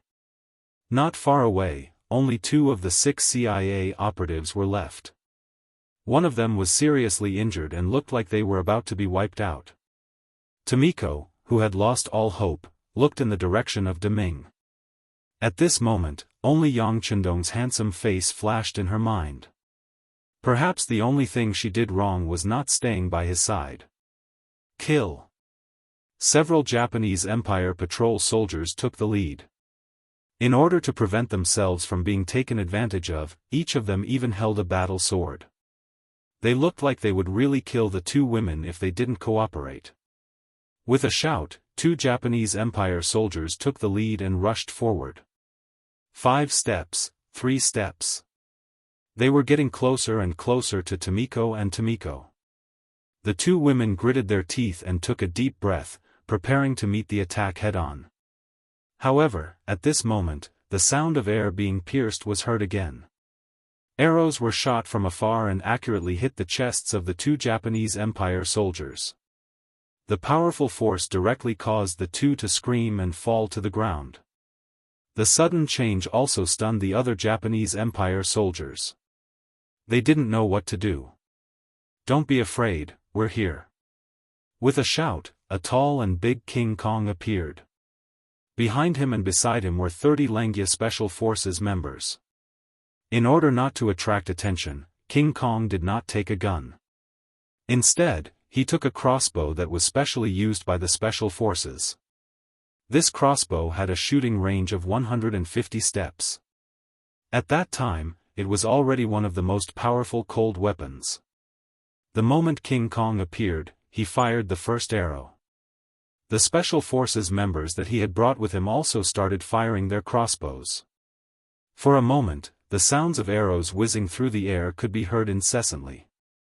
One after another, the patrolling soldiers of the Japanese Empire were shot and fell to the ground, dead.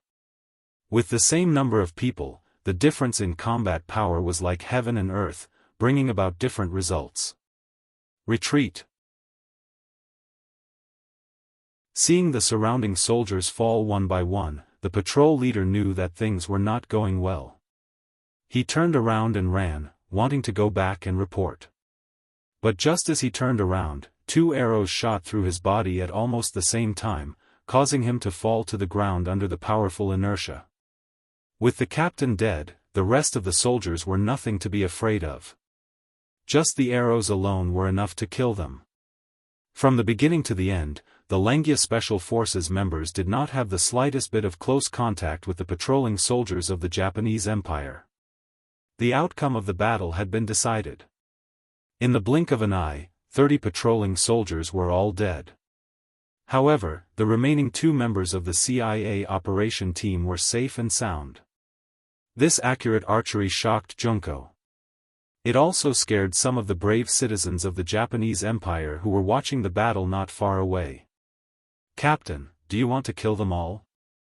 Seeing that some of the citizens who were watching the battle had already screamed and fled in all directions, some of the team members were worried that they would go and report to the higher-ups. No need.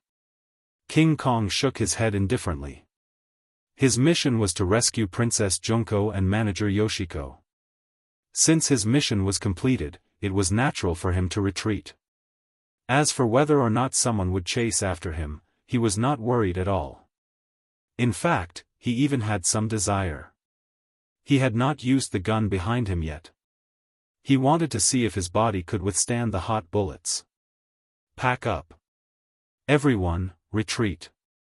The street soon returned to calm. After waiting for about a quarter of an hour, a large number of Japanese army appeared. When the captain of the infantry saw that 30 of his companions had been killed by the arrows, he made the right decision. Don't chase after them. I'm afraid that they have already run far away. It was not that they did not want to chase after them, but they could not chase after them at all. Otherwise, who knew if they would be able to come back alive? Weren't these 30 people lying on the ground without breathing a good example? Bomo City. It was close to the capital of the Japanese Empire, Ping and Beijing, which could be regarded as the southern gate of the country. In the back garden, the emperor and the empress, as well as their son, were walking on the street of Bomo City. Oda Nagamasa was defeated and killed.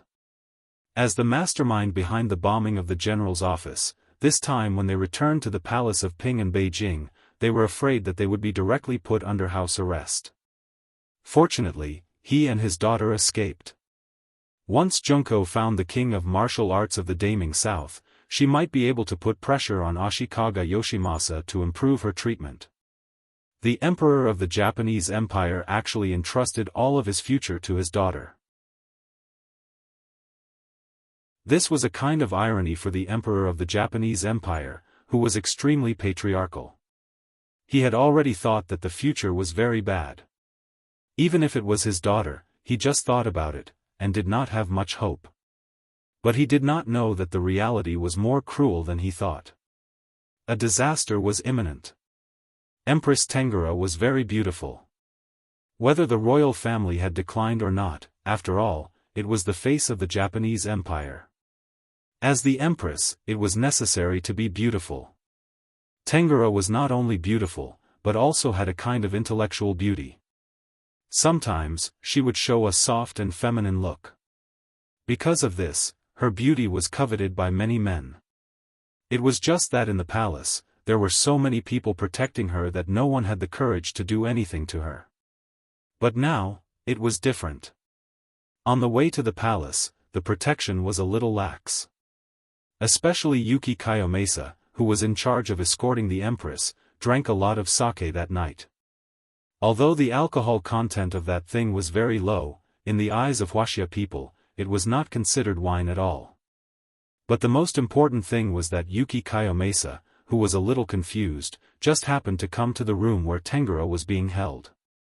Most of the houses in the Japanese Empire were made of paper. If one wanted to see what was inside, one only needed to gently poke at the window, and everything would be clear at a glance. And when he looked, he just happened to see Tengara, who had just taken a bath and was wearing clothes. Although the time was a little late, sometimes the more hazy the feeling, the more it would arouse people's infinite imagination, and even lead to crimes. Just as Yuki Kayomasa's mind was in a confused state, after looking, he didn't know where he got the strength to push the door open and enter. The door opened from the outside, and Tengara, who was only half-dressed, turned around in a panic. She saw Yuki Kayomasa, whose eyes were red and had a lewd smile on his face, striding towards her. "Ah! What are you doing? Someone, come quickly." Out of a woman's intuition, Tengara knew what was going to happen next and couldn't help but shout in panic. Unfortunately, this was not the palace, and there were maids everywhere. This was only a temporary resting place, and all the maids who had followed her out before had all run away. Otherwise, there wouldn't be no one waiting outside the door when the empress was taking a bath. With her shouting, naturally, no maids or servants came to protect the empress. Unfortunately, Prince Ren, who was only 15 years old, came out to relieve himself, and heard it. Although Prince Ren was indeed one of the most tragic emperors in the history of the Japanese Empire, he didn't lose his courage when he was young. After hearing his mother's shout, he hurriedly ran over, and saw Yuki Kayomasa hugging his mother and biting her. No matter what, he was still a prince, the future emperor, and the one who was being bullied was his own mother. How could Prince Ren let it go? After shouting, he rushed over and wanted to kick Yuki Kayomasa, who was already somewhat unconscious, away. Since young, Prince Ren didn't train much, and didn't do any physical work, so he didn't have much strength. The tearing didn't injure Yuki Kayomasa, and only tore off a piece of his clothes. Tengara took this opportunity to scratch his face, causing blood to flow out. The alcohol, the stimulation of blood, and the restless feeling in his body caused Yuki Kayomasa to temporarily lose his mind. Someone actually wanted to disturb him. In a fit of anger, he unsheathed the saber at his waist and abruptly slashed behind him. The poor and unprepared Prince Ren was slashed in the neck, and blood splattered everywhere. With a pair of eyes wide open in disbelief, Prince Ren fell to the ground with a plop. After a few tremors, he stopped breathing. His life ended like this, and he didn't have to live the rest of his life like a coward. He didn't know if it was a good or bad thing for him. After killing someone, Yuki Kayomasa's mind became much clearer. Especially when he saw that the person he killed was the successor of the emperor, Prince Ren, he finally knew how big of a mistake he had made, and his whole body trembled. Her son died in front of her, and as a mother, Tengara went crazy on the spot. She pounced on Yuki Kayomasa, wanting to avenge her son. She wanted to kill the murderer who destroyed her hope and life. Several scratches appeared on his face. At first, Yuki Kayomasa tried to avoid them because of her identity, but after a long time, he was a little annoyed, and in anger, he stabbed forward with his sword. He originally wanted to scare this woman, but he didn't expect that Tengara would rush over when he stabbed her, and then. There was no then. After Prince Ren died, there was another corpse in the room. Ha, ha ha ha. After a while, Yuki Kayomasa looked up to the sky and laughed. He didn't expect that he would kill the empress and a prince just because he drank a little too much. Presumably, if this matter was spread out, he would definitely be punished severely. It was even possible that his family would be exterminated.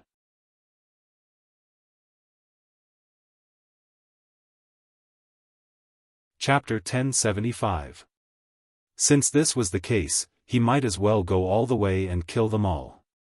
At this moment, Kiyosaki Kumi rushed to the place where the emperor rested. He only wanted to eliminate the root of the problem. Perhaps this was the only way for him to survive. Then, the Queen of Heaven died, Prince Ren died, and the emperor also died. They all died under Kiyosaki Kumi's blade.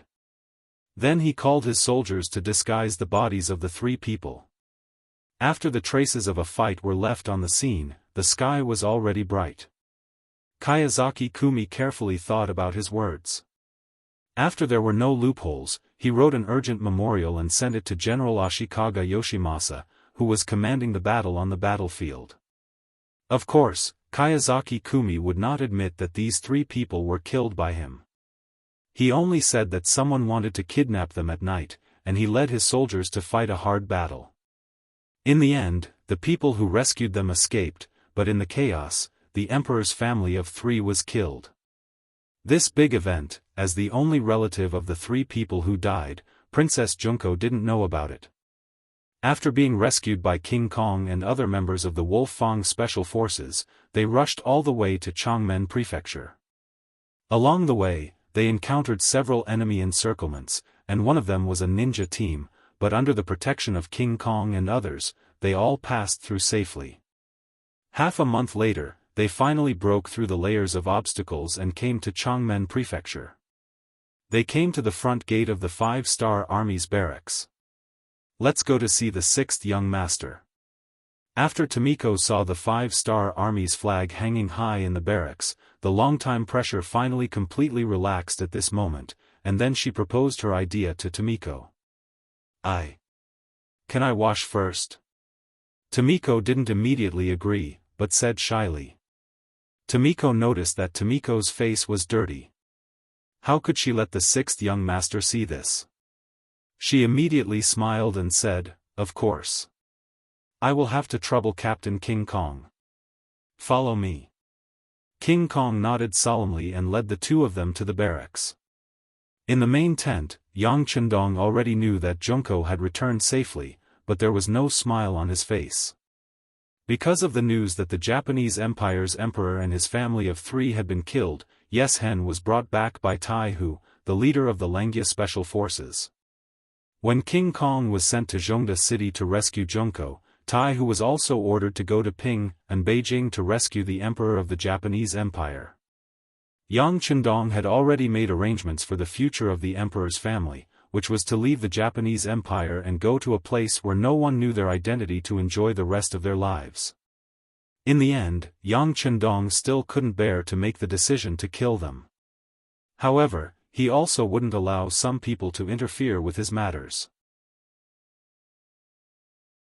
The final decision was to get the emperor's family out of here. But the plan couldn't keep up with the changes.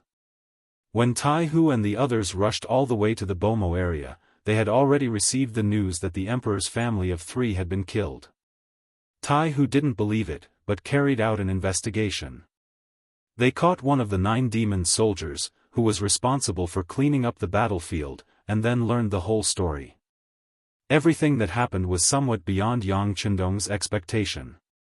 But overall, it was a good thing, because it relieved some of Yang Chendong's worries, and gave him the most honorable reason to send troops to the Japanese Empire.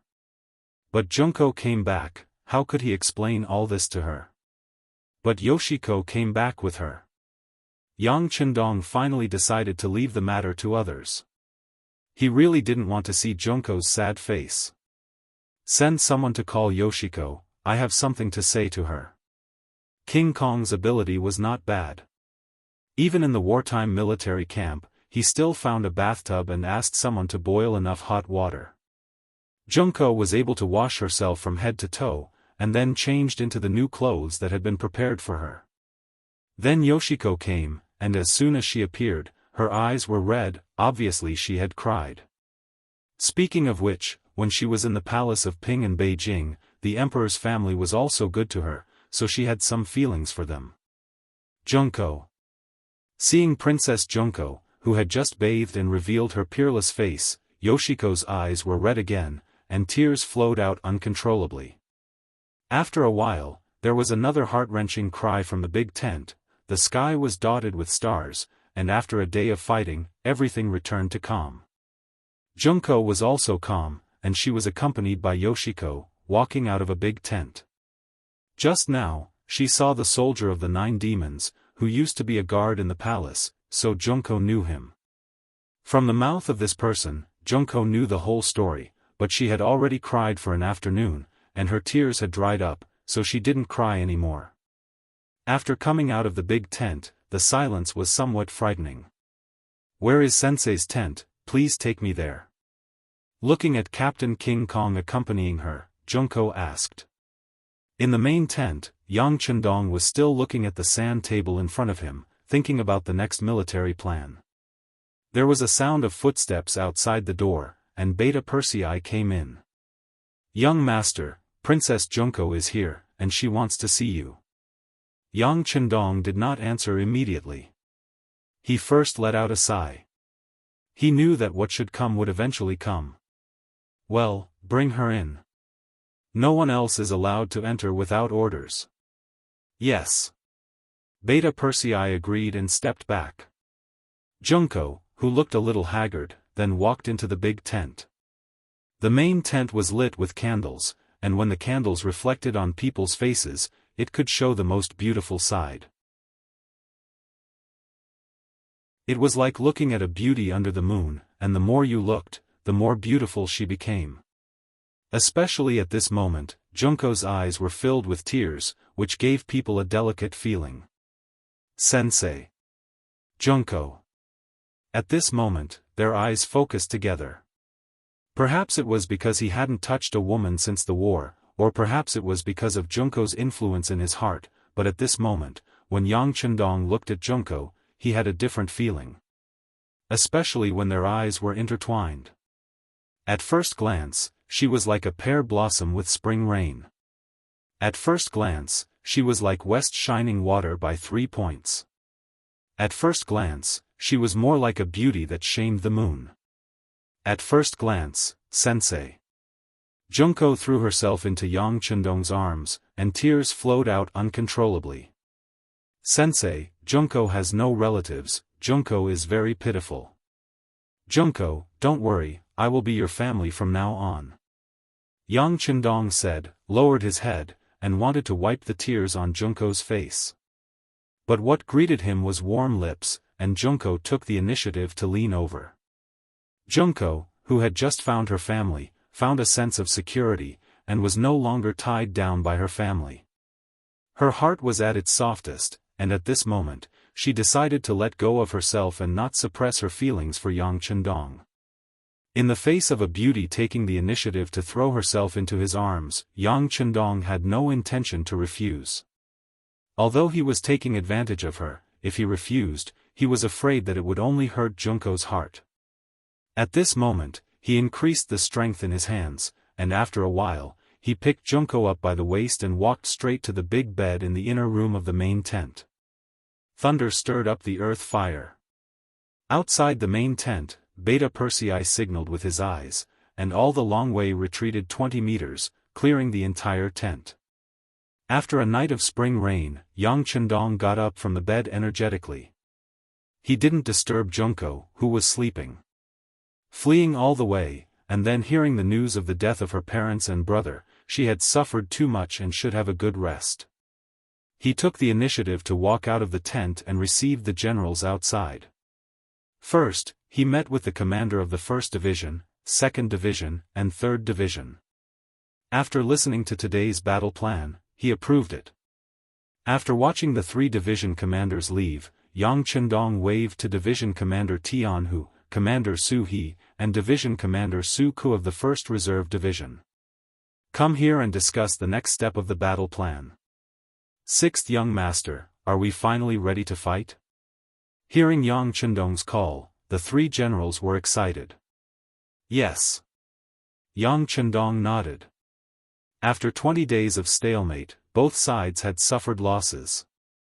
The original 60,000 soldiers of the Alien Alliance had been replenished twice in a row. If one counted carefully, nearly 20,000 people died in the battle, and countless people were injured.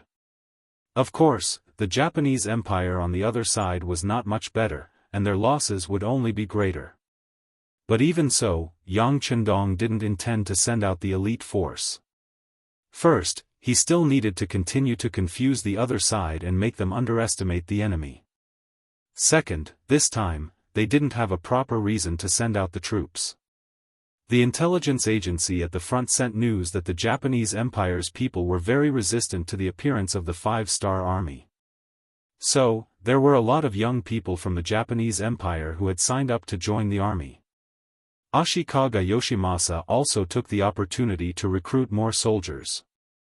If this continued, unless they used firearms and razed the entire island to the ground, it would be extremely difficult to occupy this place. Now, Junko had come. She was the princess of the Japanese Empire and the only remaining member of the Japanese Empire's royal family. Her appearance could naturally mean a lot of things. It could also help the five-star army turn from an invading army into a righteous army. Once there was enough righteousness to support it, it would naturally be time to launch an all-out counterattack. Yang Chendong called a commander and 2 division commanders to talk about the next war plan. He wanted to make all the preparations in advance. Late in the morning, Junko slowly opened her eyes. Separated by the main tent, there was no dazzling sunlight in the room, making people feel very comfortable. As soon as Junko opened her eyes, Tomiko appeared in front of her. Not only her, but there were also 6 maids standing on the side. These were the maids who came to serve Junko.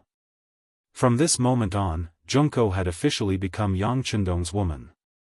If she wanted, she could quickly become the 8th wife.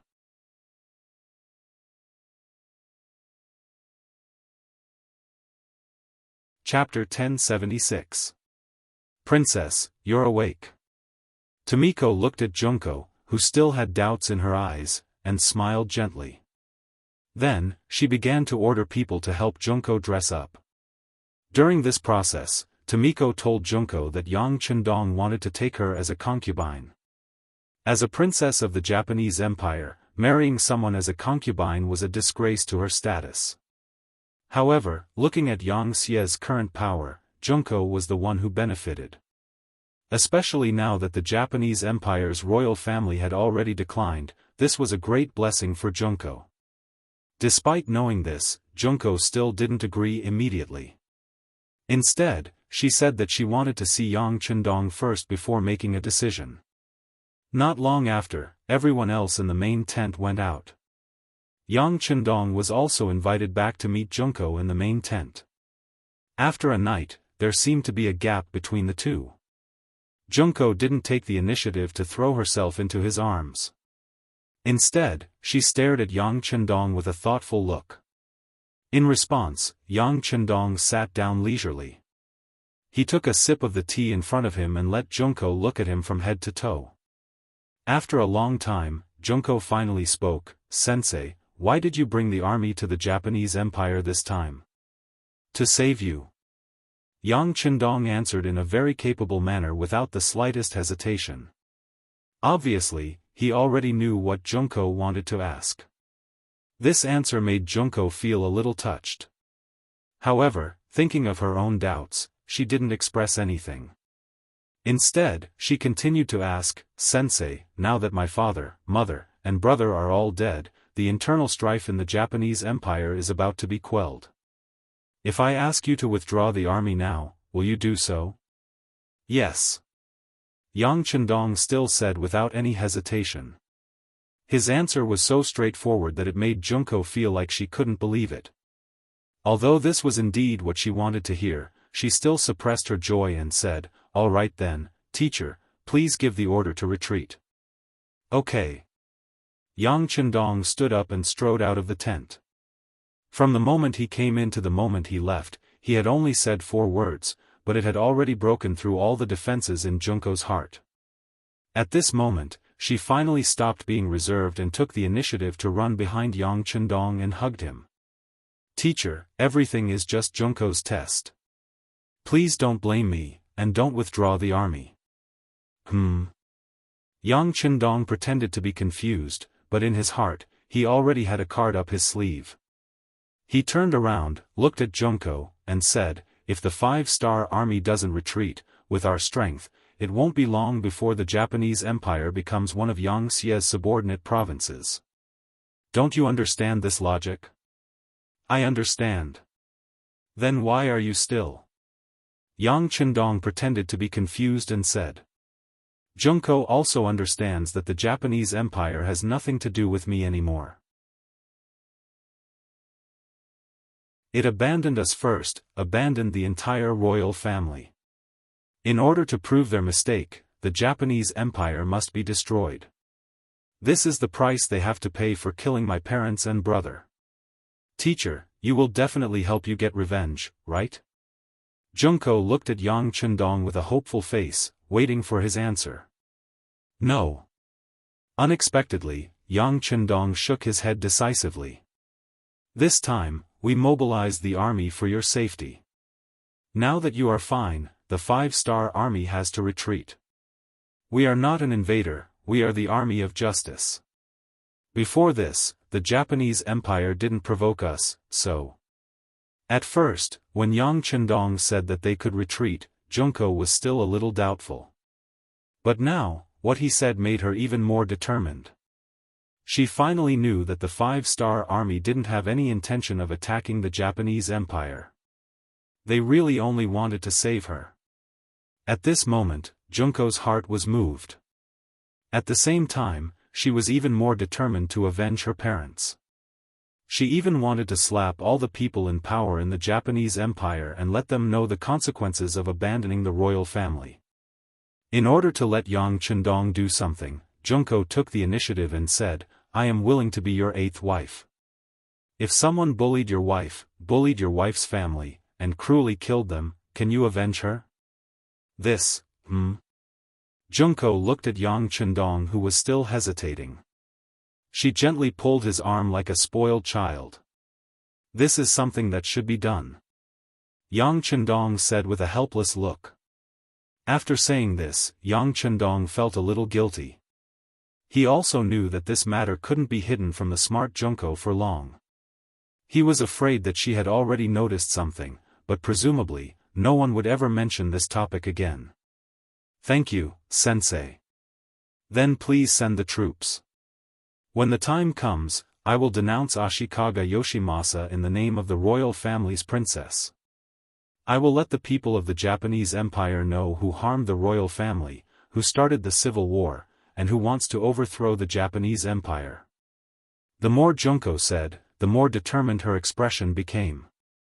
Just from this point alone, she had already made up her mind. Seeing another country send troops to destroy her own country, and it was because of her own request, no one would be in a good mood. But Junko didn't feel any unhappiness at this moment. On the contrary, her heart was filled with hatred, and she longed for the happiness that victory would bring her. Since this country had abandoned his imperial father and imperial mother, then let it perish. "Okay, I promise you." Yang Chendong was waiting for this result to appear. It seemed that she was just a woman. She couldn't mount a horse to wield a sword, nor could she kill the enemy. But she was the princess of the Japanese Empire, the last remaining member of the Japanese Empire's royal family. The situation was completely different. With Junko's support, Yang Chendong had a righteous cause, and he had a good reason to send troops. What's more, the original Japanese Empire wasn't united. The Supreme General Ashikaga Yoshimasa seemed to have a monopoly on power, but there were still many hidden opponents. It was just that they were too scattered and couldn't form a united force. In the past, the Emperor of the Back Garden was unable to integrate this power together, but Yang Chendong did have such strength. Because he had the strength to compete with Ashikaga Yoshimasa, and was even stronger than him. In other people's eyes, this was a big tree, a tree that was far more luxuriant than the Supreme General. Junko's heart was filled with hatred, and with Yang Chendong's support, she quickly wrote a document to announce to the world. First, she described in detail the cause of her father, mother, and brother's death. Then, she pointed at Ashikaga Yoshimasa and said that this villain wanted to overthrow the power of the royal family and bring a disaster to the entire Japanese Empire. Finally, she called on all the heroes of the Japanese Empire to work together to deal with Ashikaga Yoshimasa and restore the Japanese Empire to its former glory. This document was read and approved by Yang Chendong, and it was sent out.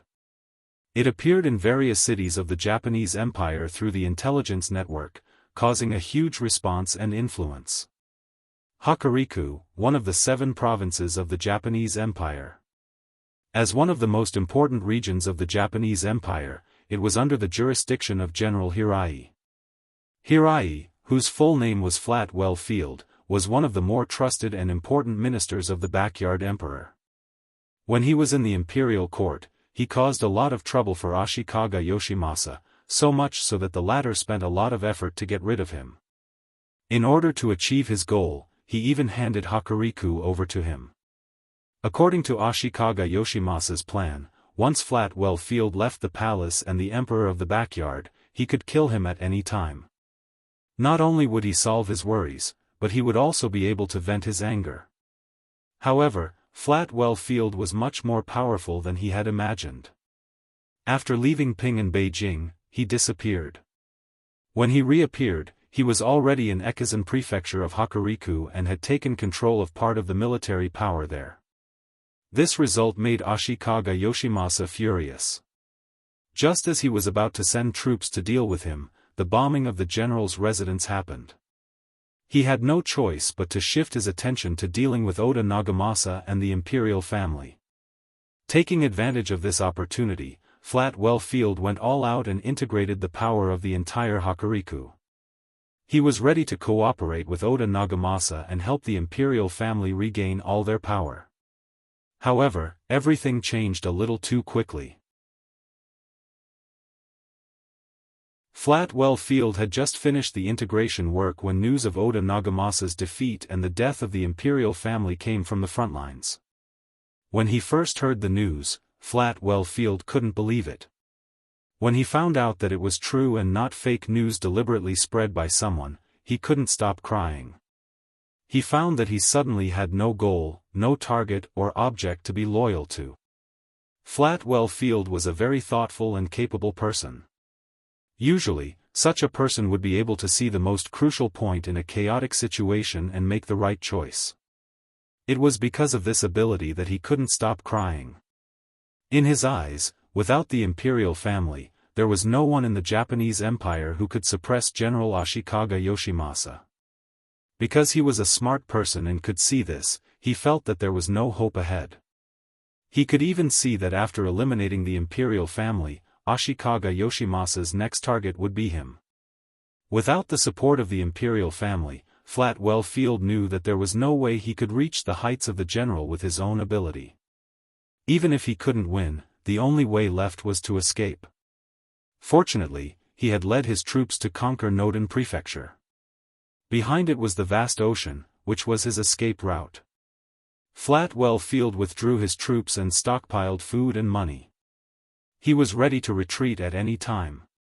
It was at this time that the letter written by Junko announced to the world that the last member of the royal family, the last hope, spoke in her unique voice.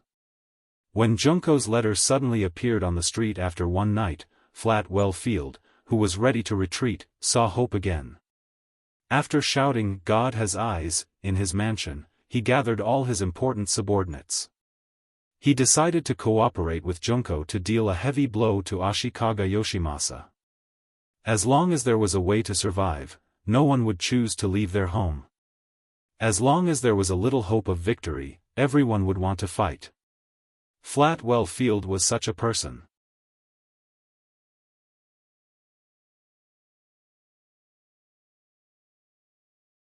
Chapter 1077. In the entire Japanese Empire, Flatwell Field wasn't the only one. Some of them were targeted by Ashikaga Yoshimasa and could be retaliated against at any time. Some didn't like the Supreme General and would look for an opportunity to stab him in the back. Some had the same ambition and knew that only by eliminating Ashikaga Yoshimasa would they have a chance to succeed. No matter what kind of thoughts they had, Ashikaga Yoshimasa, who was too powerful, had obviously become the target of many people's hidden attacks. Especially when Princess Junko's document was released, it gave these people a suitable excuse.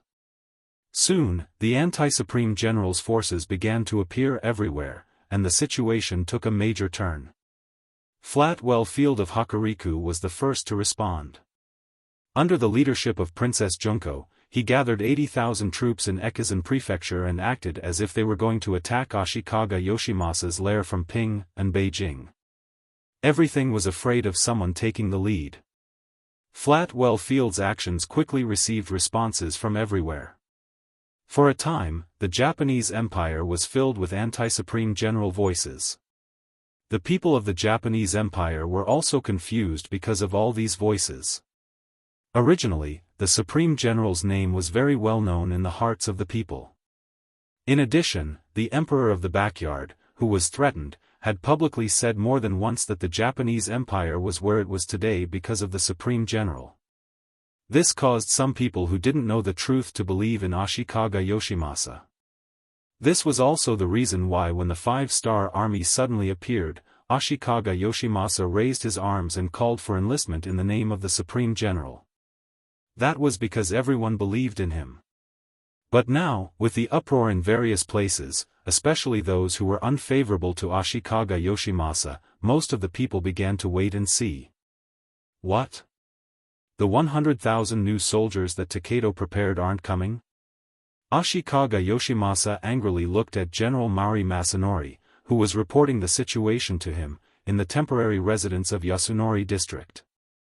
The Maori regularization, who was not tall and had small eyes, was being reprimanded with his head lowered. He knew that he would be scolded this time, but he still came. Since some things had changed, he had to report it to the general in advance so that he could make countermeasures. Yes, General. It's not just the 100,000 new soldiers from Donghai province who are not coming. The new armies from other regions are also facing some problems. Baka. Ashikaga Yoshimasa cursed angrily and slammed his palm on the desk in front of him. His eyes were burning with anger. Of course, he knew why such a problem had occurred. It was all because of the document Princess Junko had announced to the world. To be honest, he didn't think much of this woman at first. Even when Kiyoshi reported that someone wanted to save the emperor and was killed by him, he wasn't angry. Instead, he was a little happy. For a long time, the royal family had been a huge dark cloud over his head. Although he tried his best to weaken the influence and sense of existence of the other party, it had to be said that more people still recognized the royal family. Many forces that opposed him often used the royal family's name to suppress him. Finally, they were all dead. Although from the information he received, it was very likely that it was done by his subordinate Kiyoshi in private, this matter was not directed by him. Wasn't this the will of the heavens? Did the heavens want the royal family to die? Did the heavens want to give him, the general, a chance to rise? Without the existence of the royal family, Ashikaga Yoshimasa was ready to ascend the throne. As for whether there would be opposition forces, so what? He would fight and win them over. He often used such methods, and the reason why he was able to reach his current position was because of this set of methods that had made a miraculous contribution. He was even more convinced that any schemes, tricks, and the actions of villains were not worth mentioning in front of absolute strength. As for the sudden appearance of the 150,000 5-star army, Ashikaga Yoshimasa didn't pay much attention to them. After fighting for these days, he believed that he had grasped the strength of the other party. They were only a little stronger than the ordinary army of the Japanese Empire, but their number was still small, so there was no need to worry.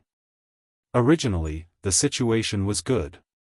As long as he could force the 5-star army to retreat, he could withdraw and deal with the forces that opposed him. Finally, he could destroy them one by one and achieve his goal of becoming the emperor.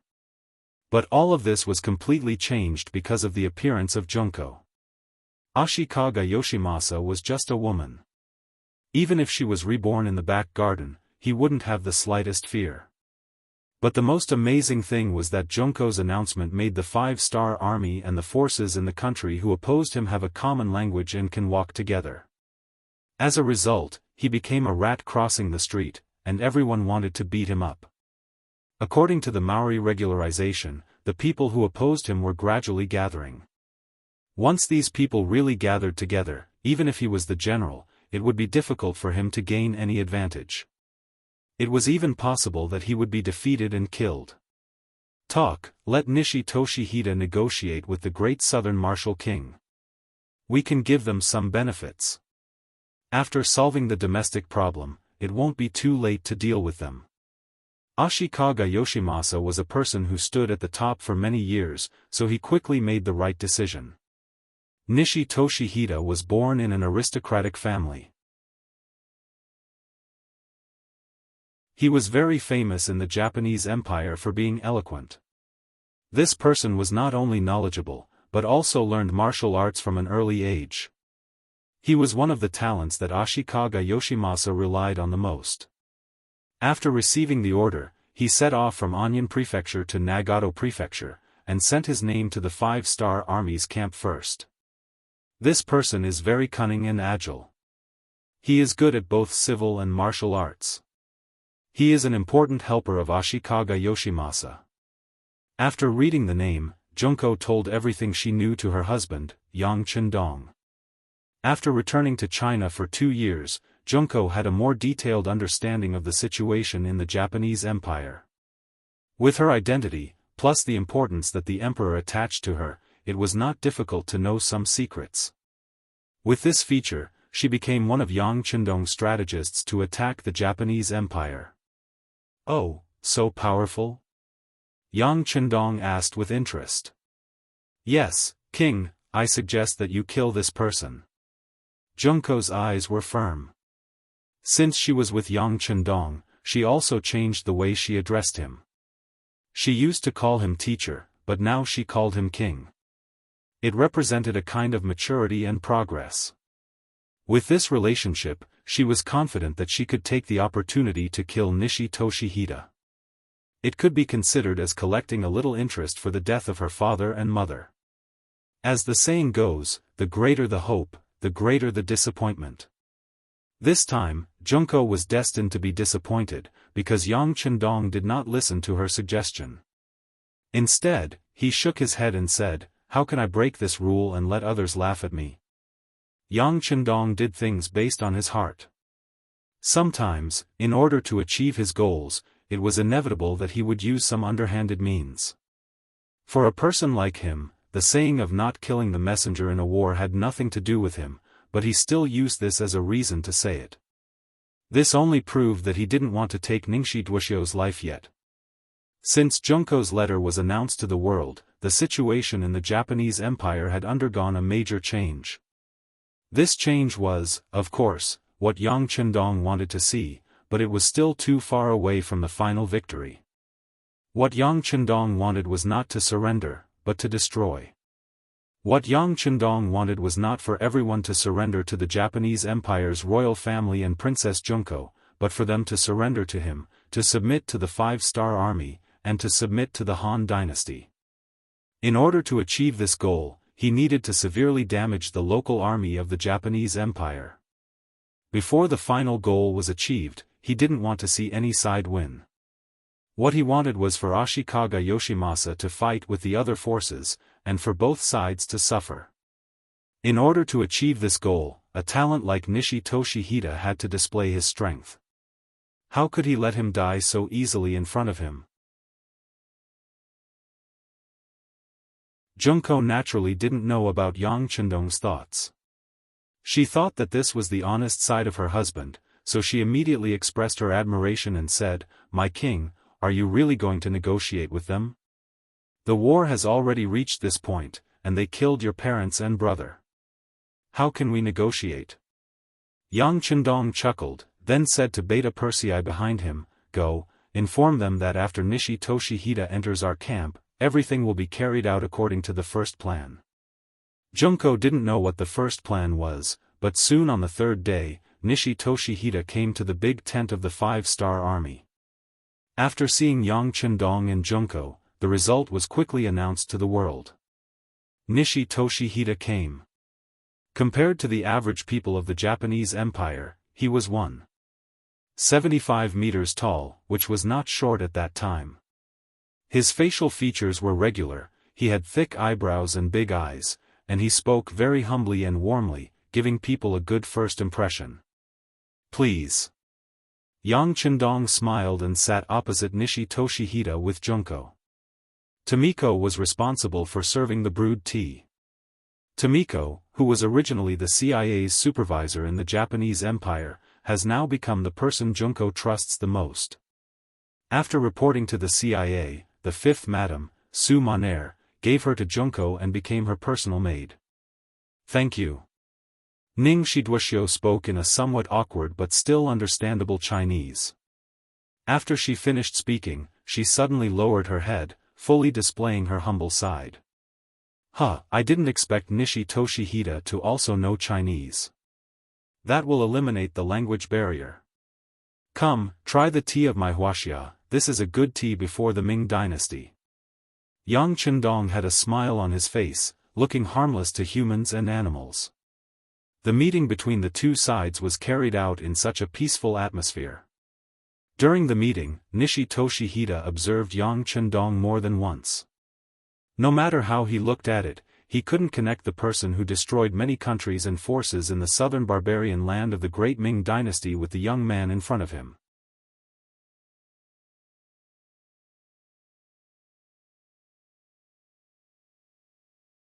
Chapter 1078. Although Ningshi Doxiu was familiar with some Chinese, he probably didn't know that there was an old saying in Huaxia, keep your strength hidden. There was even a less elegant saying among the people, a dog that bites doesn't bark. Just as the two sides were negotiating, the 5-star army had already implemented the first set of plans and was in the process of implementing them. To Yang Chendong, there really wasn't much to talk about with the Japanese Empire. Thinking about the various things that would happen in the future, in order to prevent the painful scenes of the people of Huaxia from happening again, he felt that it was necessary for him to resolve some problems in advance. In the large tent, the tea drinking continued. It seemed that both sides had no intention of immediately entering into negotiations. Of course, Ningshi Doxiu took the initiative to bring it up a few times, but it was all resolved by Yang Chendong. It was as if they were really reminiscing about the past, even though there was nothing to talk about. Outside the large tent, or rather, outside the main tent, the world's 1st Cavalry Division, the Grassland's new army, and the 1st Reserve Division had all set out, charging straight towards the Japanese Empire's army. The competition between the two sides had been going on for a long time. Both sides had suffered casualties, and both sides had won and lost. This was the most realistic way to describe it. After a long period of fighting, the Japanese army had already gotten used to the 5-star army's fighting style and combat strength. Ningshi Doxiu had already gone to the 5-star army's main camp to begin negotiations. Some of the more optimistic people even thought that the war would end soon. How would the Japanese army know that the ones who had fought with them before were just some foreign allied forces that had just entered the battlefield? Their combat strength couldn't be said to be the weakest of the 5-star army, but there was still a large gap between them and the strongest. The reason why they had chosen to fight to the death with the Japanese army was to deplete the number of foreign men, and also to train the soldiers. Of course, the most important point was to show the enemy that they were weak. Now, it seemed that their goals had been achieved. Once there was an outstanding seedling in the foreign allied forces, they would quickly be selected by the 1st Reserve Division. This rhythm of selecting elite soldiers and sending inferior soldiers to their deaths caused the 3 foreign allied forces to suffer heavy losses. It also allowed the 1st Reserve Division to expand from the original 20,000 to 30,000 people. These 30,000 people were veterans who had experienced the baptism of war. They were veterans who had climbed out of piles of corpses. Their strength could be imagined. But they weren't the strongest. The 1st Cavalry Division was the trump card of the 5-star army. They were in existence was comparable to the cold vanguard army, and even better in this kind of battle. The trump cards trumps army's side. SSSSSSS. As a daimyo, Tanaka had 50,000 soldiers in his hands. Under the orders of General Ashikaga Yoshimasa, he was responsible for the left wing of the 1st and 2nd lines of defense in Nagato Prefecture. He and another daimyo named Kazumi became the 2 gatekeepers, blocking the advance of the 5-star army. With the support of the general, although the 2 daimyo suffered heavy losses in the battle against the 1st, 2nd, and 3rd divisions, the soldiers were quickly recovered, and the military system was perfected, which made them very satisfied. It wasn't like he would be the one to die. This kind of hard work could still be seen by the Grand General. Once the war was over, he would definitely be rewarded for his contributions. That would be the time when he would be promoted to the position of a general. Thinking that once he became a general, he would be second only to Ashikaga Yoshimasa. No matter what Kazumi thought, Tanaka was really happy. In particular, Nishi Doxiu also went to the 5-star army's camp to negotiate, which was tantamount to the war coming to an end. Seeing that the overall situation was settled, his mood was even better. When people were in a good mood, they would naturally infect others. Just last night, Tanaka gathered the 2 chiefs, several county magistrates, and generals under him to drink until they were drunk. The war had been going on for more than a month, and everyone's spirits were too tense. It was time to relax. In Tanaka's eyes, since Nishi Doxiu was sent to negotiate, and the 5-star army agreed, it at least proved that the war would not happen again in a short time, and they could relax. This was a conventional way of thinking, and there was nothing wrong with it. But if people fully understood Yang Chendong's habits, they would find that this was not a person who played according to common sense at all. Often, the rules that everyone thought were the rules, he simply turned a blind eye to them. Otherwise, he wouldn't have expanded the Yangxia army to such a scale in just a few years. In the early morning, Tanaka and his generals were still sleeping in the big tent, and the tent was full of the smell of alcohol. It could be seen that they really drank a lot last night. In addition, they found some military geisha to adjust the atmosphere, and it was quite successful. Those who could drink half a caddy drank half a caddy, those who could drink half a caddy drank half a caddy, those who could drink half a caddy drank nearly 2 caddies, and they all fell to the ground. In the big tent, the sound of snoring, teeth grinding, and sleep-talking came one after another. Compared to the so-called relaxation of the Japanese army's higher-ups, the soldiers below also became a lot more relaxed because there was no leader to manage them. In the morning, the soldiers didn't get up to exercise, but sat together in groups of 3 or 5 to chat. If the leaders needed to relax, why wouldn't they? Everyone was enjoying this short period of peace during the war. There were even some soldiers who, because they were too tired from the continuous fighting, went back to sleep after waking up in the morning to check that the army was fine. This was called, subordinates follow the example of their superiors. Without anyone to manage them, the soldiers were like a mass of loose sand. They each took care of their own things, and once something happened, they would only fight for themselves. 6 miles away from the Japanese Empire's camp, the 1st Heavenly Cavalry Division was quickly gathering.